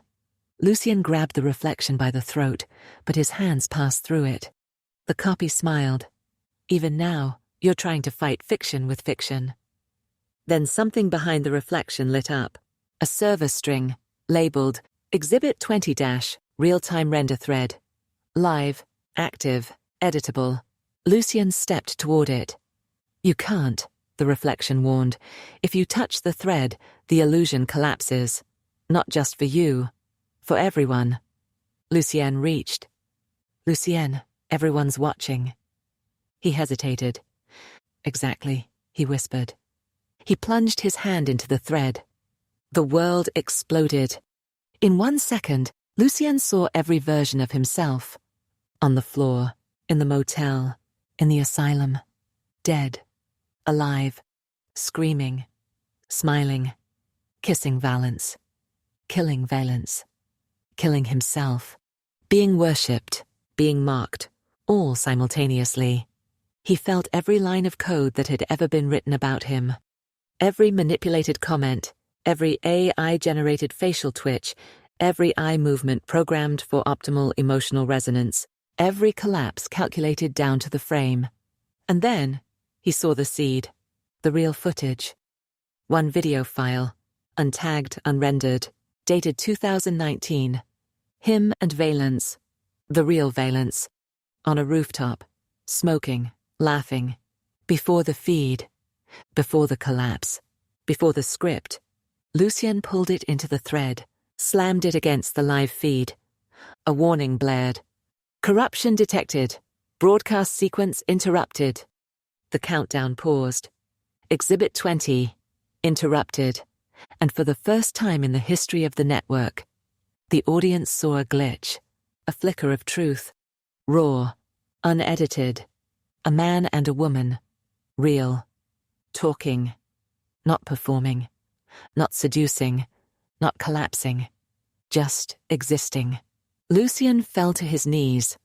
Blood ran from his nose. His head rang with static. He whispered, "Let it end." And then, a soft voice echoed in the void. "Then let me show them the rest."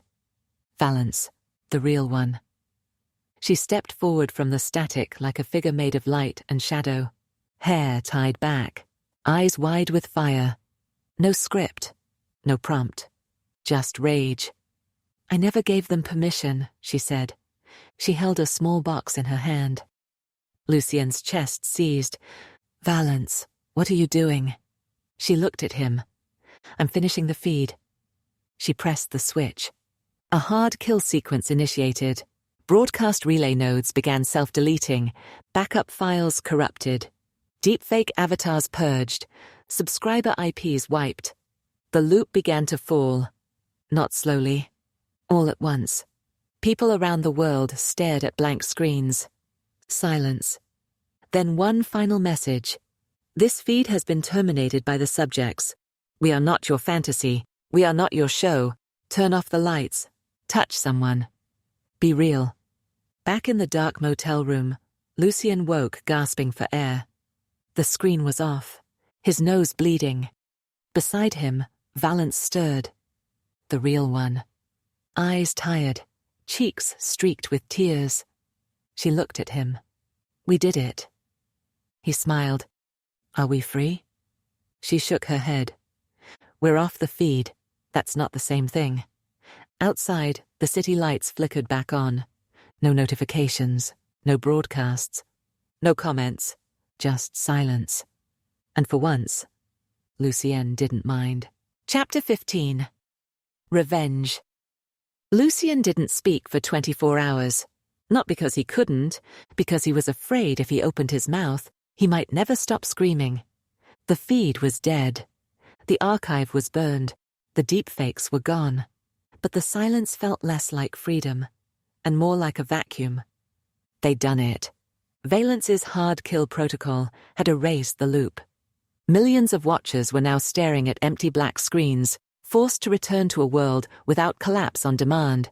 The simulations were over, and yet, Lucienne felt like something was still breathing behind the curtain.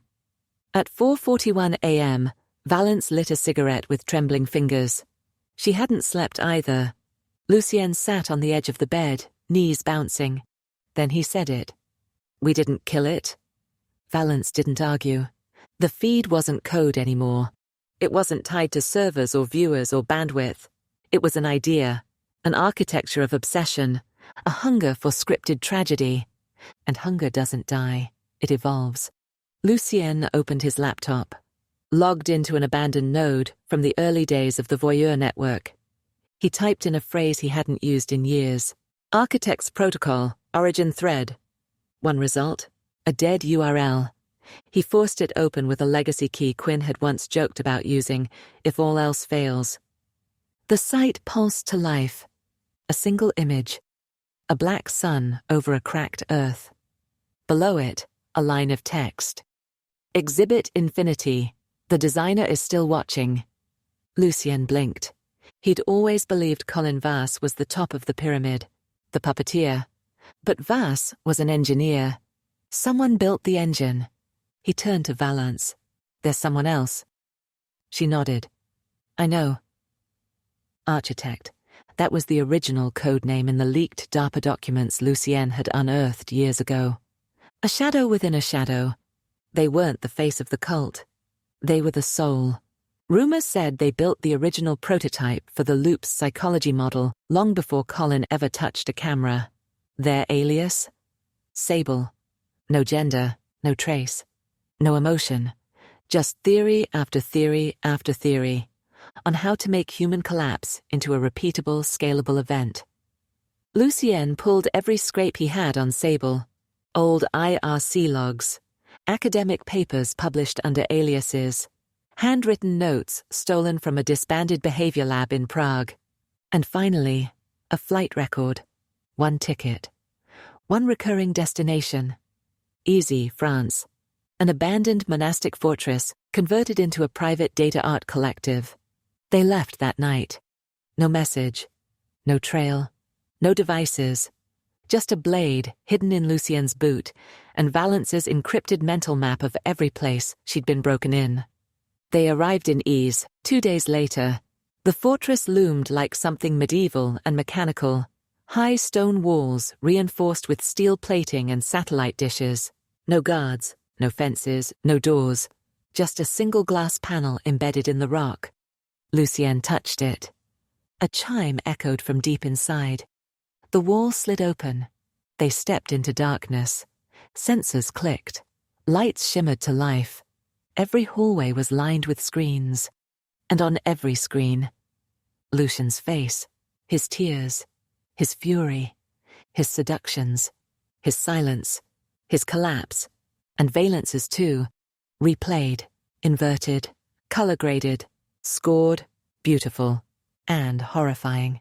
They reached the main chamber, a long, narrow room lit only by a single spotlight, and beneath it, sitting in a deep leather chair, a woman, mid-60s, silver hair in a tight braid, black gloves, eyes like slate. She didn't look up, just said, "Lucien, Valence, welcome home." He stepped forward. "You're Sable." She nodded once. "You destroyed the feed," she said. "Impressive. The loop resisted your interruptions, but not your authenticity." Valence whispered, "You built it all. You watched us burn." Sable nodded again. "I designed the conditions. Colin deployed the tools." Lucien clenched his fists. "You turned pain into product." "No," she said. "I turned pain into mirror. People didn't watch because they were evil. They watched because it gave them permission." "To do what?" Lucien spat. "To be weak." Lucien pulled the blade from his boot, held it low. Sable didn't flinch. "Kill me," she said, "but you'll become what I am. A symbol. a story, the finale. Valence stepped forward. No. She held up a flash drive. Lucienne blinked. What is that? The last exhibit, she said. One she doesn't control. Sable finally looked startled. You copied it? No, Valence whispered. I lived it. She plugged the drive into the master port behind Sable's chair. The screens changed. They showed everything. Lena's recruitment, Colin's breakdown, Sable's original experiment, the moments they deleted, the victims they buried, and then Lucienne's pain. Unedited, unscored, human. Sable stood. You'll be hunted. Lucienne smiled. We already were. They turned their backs and left the fortress. Behind them, the screens flickered, and the feed finally collapsed. The real one. Not the show. The engine. Outside, Valence asked, Are you going to kill her? Lucienne shook his head. No. She raised an eyebrow. Why? He exhaled slowly. Because letting her live without control is worse than death. That night, across the globe, the screens went black. No countdowns, no avatars, no simulations, just a line. Exhibit terminated. And for once, there were no comments. Chapter 16. The setup. There is no such thing as offline. Lucienne learned this too late. Even when you smash the servers, torch the drives, and kill the feed, the echo remains. In whispered retellings, in pirated backups, in curiosity, Lucienne and Valence had vanished from the world, but the world hadn't stopped watching. They'd moved to a secluded tech retreat compound north of Mendocino, an off-grid network of greenhouses, solar batteries, and analog everything. No cameras, no microphones, no ring devices. The air smelled like pine, not surveillance. For the first time in years, Lucienne breathed without filter. They tried to live slow. Valence grew tomatoes. Lucienne chopped wood. They made love with the lights on and no angle in mind. It was almost beautiful. Until the package came. No return address, just a black envelope. Inside was a photograph. A photo neither of them remembered taking. Lucienne, shirtless, asleep. Valence, naked, curled against him. The timestamp said 2:46 a.m. 3 nights ago. Valence paled. We're being watched again. Lucienne shook his head. Worse, we're being written. The back of the photo held a message. Exhibit 21. The Fallen Icons. Valence dropped it like it burned her. Lucienne said nothing. He didn't need to. They both understood what it meant. Someone was building a sequel. That night, Lucienne wired up a makeshift signal trap around the compound perimeter. Analog detectors, magnetic frequency loops, solar blockers. But it wasn't about signal strength. It was about anticipation. Whoever sent that photo hadn't hacked a camera. They'd staged a moment, which meant they knew the story before it happened. Valence stared out the window as fog swallowed the trees. I think they're writing us in advance. Lucienne glanced up. Like predictive scripting? She nodded. Not recording us. Rendering us. Like AI prompt loops. Lucienne froze. They hadn't just been watched. They'd been trained. That night, he connected to an abandoned meshnet node through a ham radio tower 2 miles away. There was one thread, an encrypted board titled The New Loop, Reconstructing Collapse. Inside were a dozen anonymous users posting scene blueprints. Valence returns to the loop as a redemption arc. Lucienne betrays her. The audience craves inversion. New emotional palette. False intimacy versus digital ghosts. Crowdfund the next collapse. Lucienne's throat closed. They weren't watching. They were writing. Valence stormed into the shack. You need to see this. She held up a hard drive. Where she found it, Lucienne didn't ask. She plugged it in. Inside were folders labeled RAWLUCIENFEEDARCHIVE. Unused, VALENCEBRENDERS. Machine predictions. Exhibit 21. Script V5. Lucienne opened the last file and read, In T. Wood cabin. Night. Valence confronts Lucienne about his need to be watched. Lucienne denies it, but then kisses her too perfectly. She sees it. The manipulation. She steps back. He breaks. Lucienne turned to Valence. I've never said those things. You will, she whispered. They're scripting tomorrow. They stared at each other for a long time. Not as lovers, not as survivors, but as characters, waiting to be triggered. Lucienne burned the drive, but it didn't matter. He knew the line had already blurred. They weren't just being copied, they were being pre-lived.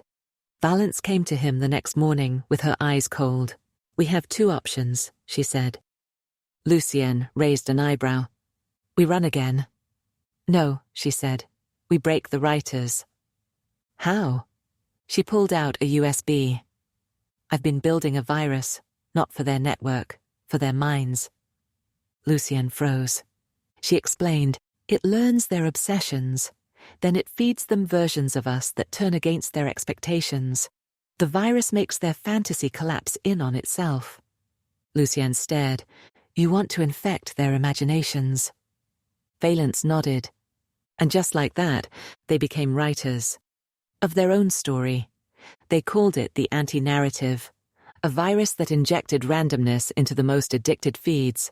Lucienne coded the loop breaks. Valence wrote the emotional reversals. Each update subverted a trope. Each plotline became unwatchable, unsexy, unprofitable. And it worked. People logged off. Not because they were bored, because they were uncomfortable, because the characters weren't who they wanted, because truth ruins fantasy. Lucienne smiled. Maybe this is how we win. Valence exhaled. Not yet. She pointed at the final line of the script they'd found. Lucienne uploads the anti-narrative and becomes the new cult. Lucienne paled. They hadn't stopped it. They'd completed it. Chapter 17. The Betrayal. Lucienne had always believed betrayal came with a loud sound. A door slammed, a scream, a shot in the dark. But when it happened, it arrived in silence. Just a blinking cursor, a pulse of light on Valence's wristband, a look she didn't mean to give. And that was enough. The anti-narrative virus was nearly ready. Lucienne had built it like a riddle with no solution, a disinformation bomb that could scramble the voyeur economy from the inside out.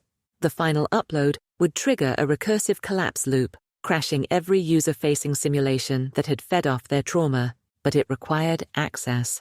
Someone had to go in. To the archive. The archive was deeper than the loop. It wasn't just where stories lived, it was where identities went to rot.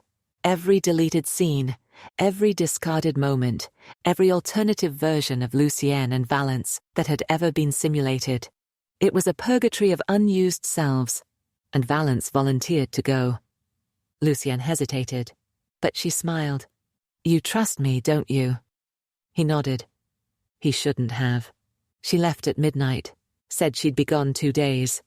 Lucienne waited in the compound. He sharpened his code.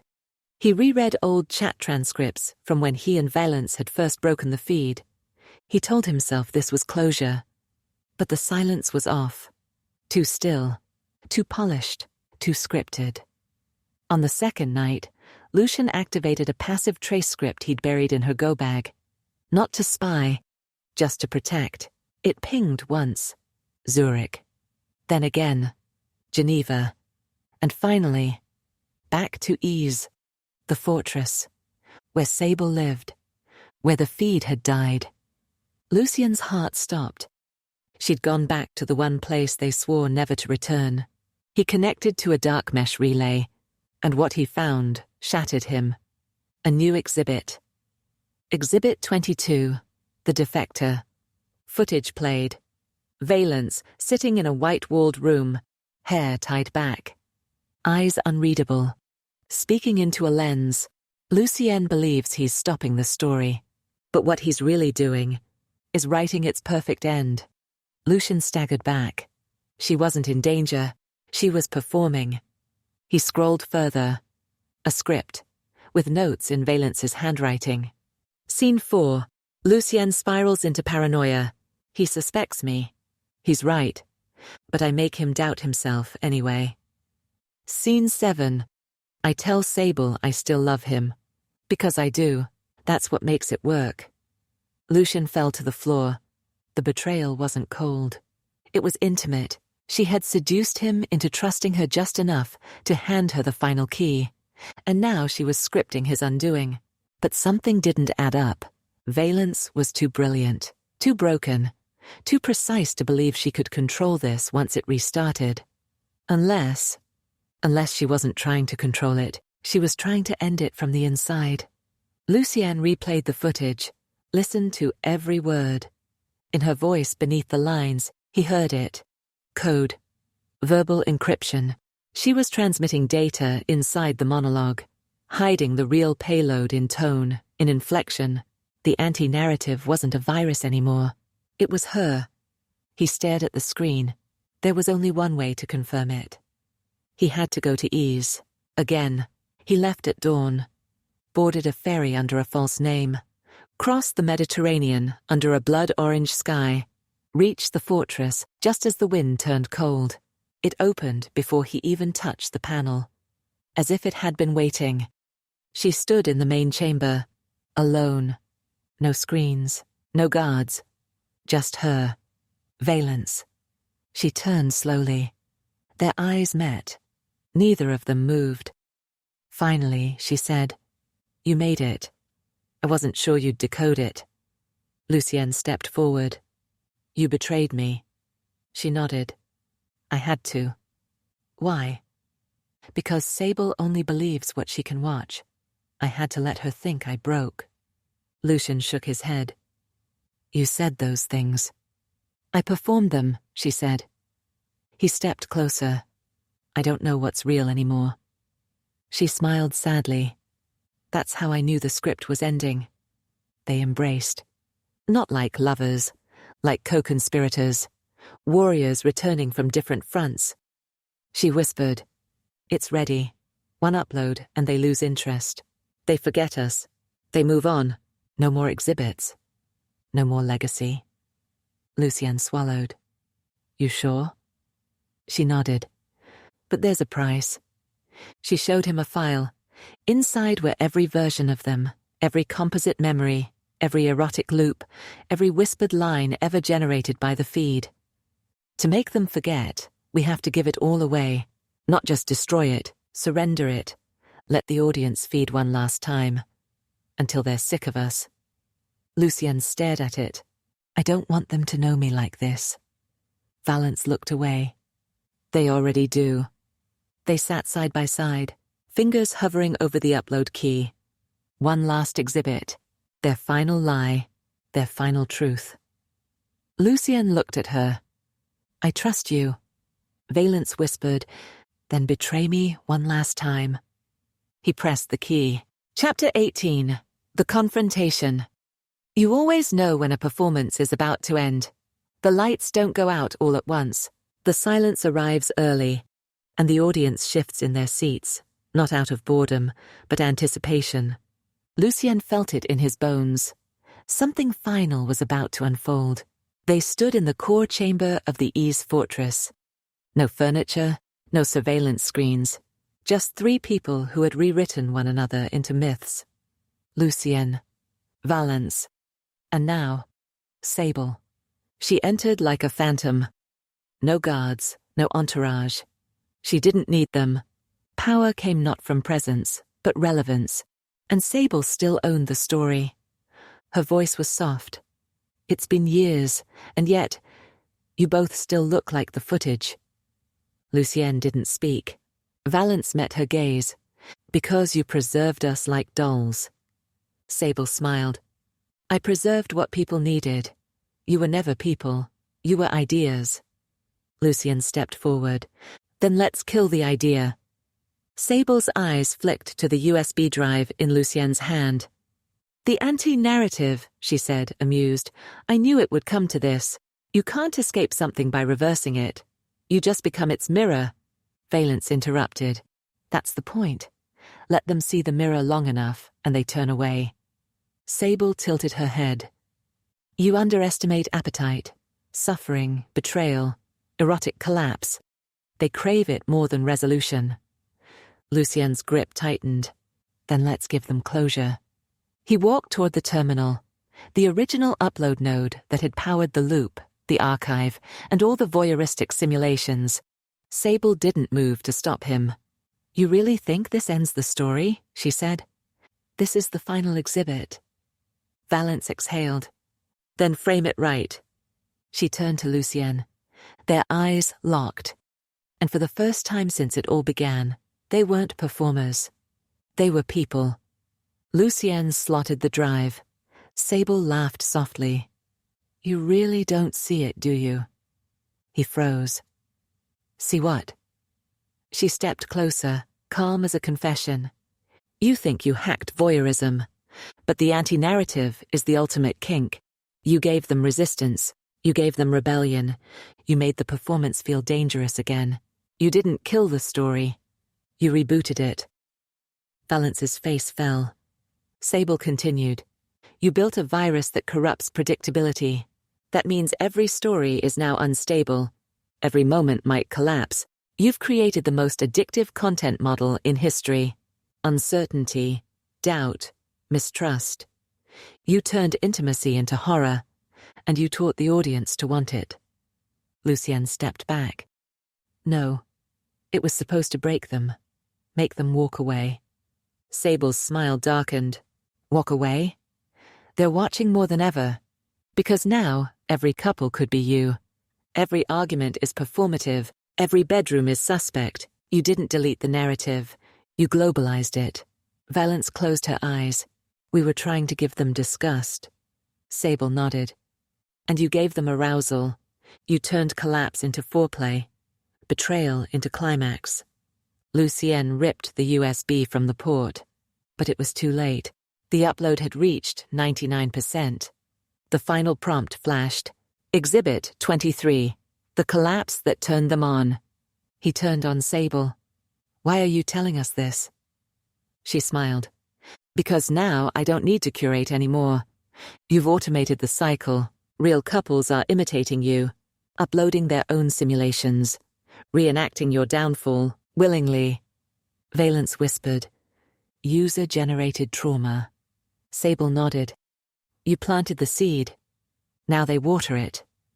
The terminal lit up. A countdown began. The anti-narrative, intended as a purge, was now the template for viral reinvention. Sable whispered to Lucien. It always ends with the audience scripting the next act. Lucien stood frozen. Everything they had fought to erase had become a framework. Valence stepped forward. We still have one option. Lucien looked at her. She held up a second drive. This one isn't a virus. It's a kill switch. One shot. Total blackout. Sable's face finally shifted.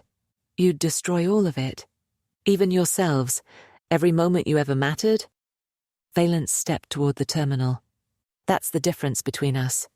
You needed us to be characters. We finally want to be nothing.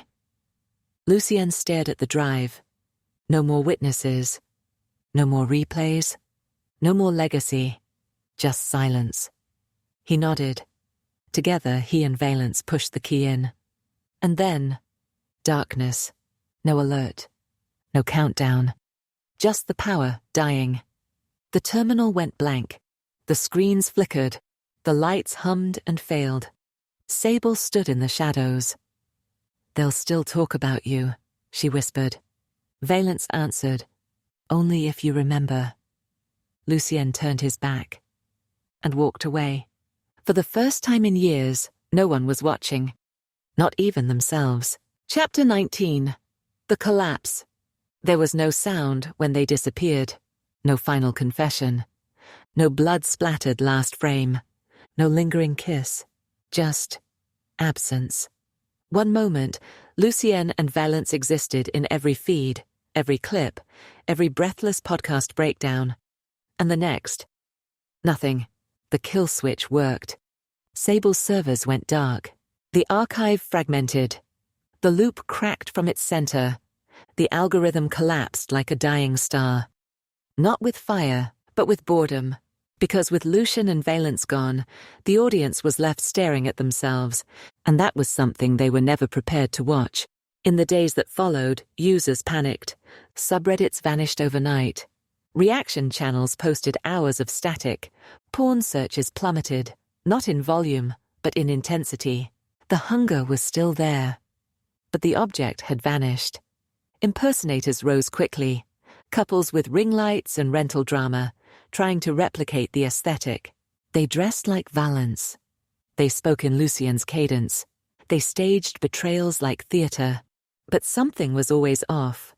No matter how polished the footage, it lacked the infection. Because Lucian and Valence hadn't just been watched.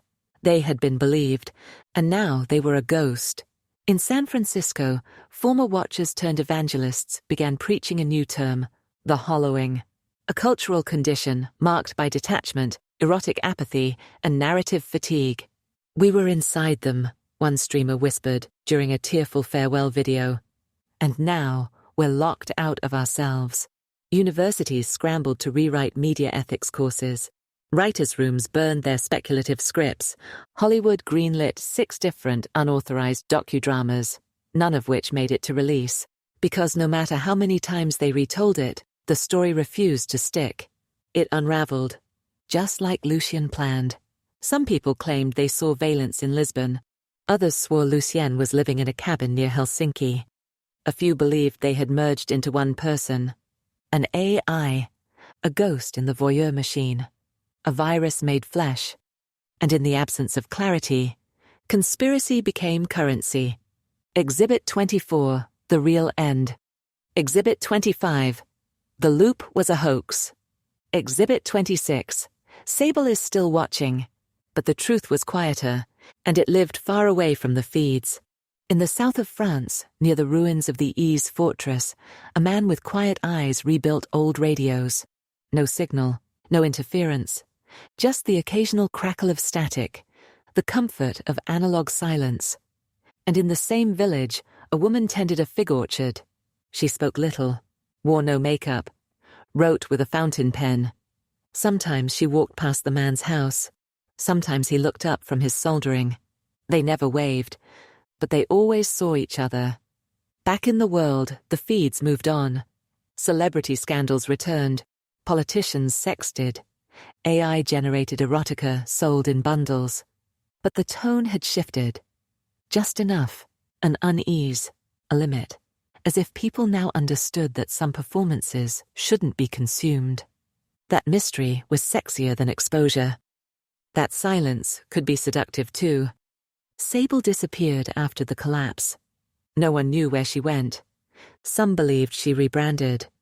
Others said she uploaded herself, but those who had worked under her remembered her final words. When they stop watching you, they start watching each other. That's when things get dangerous. And in a forgotten corner of the darknet, a static page remained. Black screen. One sentence. No links. We ended the story, not because we lost, but because you were never supposed to win. It wasn't a confession. It was a warning. Chapter 20. Legacy. Legacy isn't what you leave behind. It's what refuses to leave you. No one knew who first said it, but by the end, those words were everywhere. Projected on billboards, etched into bathroom stalls, scrawled in code across digital voids. Lucien and Valence were gone, but their absence was louder than their performance had ever been. San Francisco. A bronze sculpture was erected outside a luxury condo tower on Van Ness Avenue. 2 figures intertwined, not in embrace, but in resistance. One reaching for a camera, the other turning their face away. Tourists took selfies. Influencers made slow-panned reels. None of them knew who the statue depicted, but they all knew what it meant. Consent is no longer verbal. It's spiritual. Anonymous graffiti spray-painted on the base. The tech world. After the collapse, surveillance startups quietly rebranded. Ring-style cameras were replaced with consensual memory vaults. Live streaming apps required built-in self-erase timers. But underneath the PR spin, the hunger remained. Investors craved the next Lucienne. Creators tried to bottle Valence's volatility. But they couldn't recreate what wasn't performative. Lucienne and Valence hadn't been actors. They had been symptoms. Now the disease was ambient, airborne, and no one could patent that. Academia. At New York University, a new course launched, Erotic Collapse and Networked Voyeurism. The first lecture opened with a clip from Exhibit 1, blurred and degraded. A woman's breath, a man's stillness. The sound of a zipper. Then a whisper. Do you think they're watching now? The professor paused the video. Legacy, she said, is what remains after shame no longer exists. Culture. A new generation rejected surveillance completely. They called themselves the unshown. No social media, no cameras in homes, no geotagged relationships. Instead, they wrote letters, held eyes for long, awkward seconds, made love without mirrors. If you can't replay it, they said, then it was real. But the older generation, those who'd grown up in the loop, couldn't let go. They still hunted the originals. I just need one more clip, a Reddit post read. Upvoted 11,000 times. Anything, a breath, a sigh. Proof they were human. France. In the hills beyond Ys, time moved differently. Valence had taken to gardening. She spoke to the plants in codes no one would ever hear. They responded with silent bloom. Lucien stopped fixing radios. He began sculpting from clay. Not people, not moments, just textures, earth, skin, bone. Things that couldn't be recorded, only felt. Sometimes they sat by the sea, never touching, never speaking, just watching the water perform for no one. Sable. She returned once, anonymously. An art installation appeared in Berlin, a room of mirrors, each slightly warped. At the center, a pedestal held a phone. Its screen cracked. The caption engraved below. You watched. They left. Now it's you. Visitors reported nausea. Others wept. A few laughed. Everyone left changed. No one took photos. The final loop. The last known simulation went live 5 years after the kill switch. It opened with static. Then a man's voice, distorted, but familiar. They wanted us to choose who we were. We chose to disappear. Then silence. A blank screen. Just this line in blinking text. The end is only dangerous when it's real. Lucienne and Valence never resurfaced, but legacy isn't a person. It's a haunting. And around the world, on sidewalks, in bedrooms, behind closed browsers, people felt it. Not as fear, as possibility. To perform, to disappear, to seduce without needing an audience, to collapse on your own terms. That was the legacy. Not a name, not a brand, but a virus of choice. In a future obsessed with documentation, they taught the world something far more erotic. The thrill of being unseen.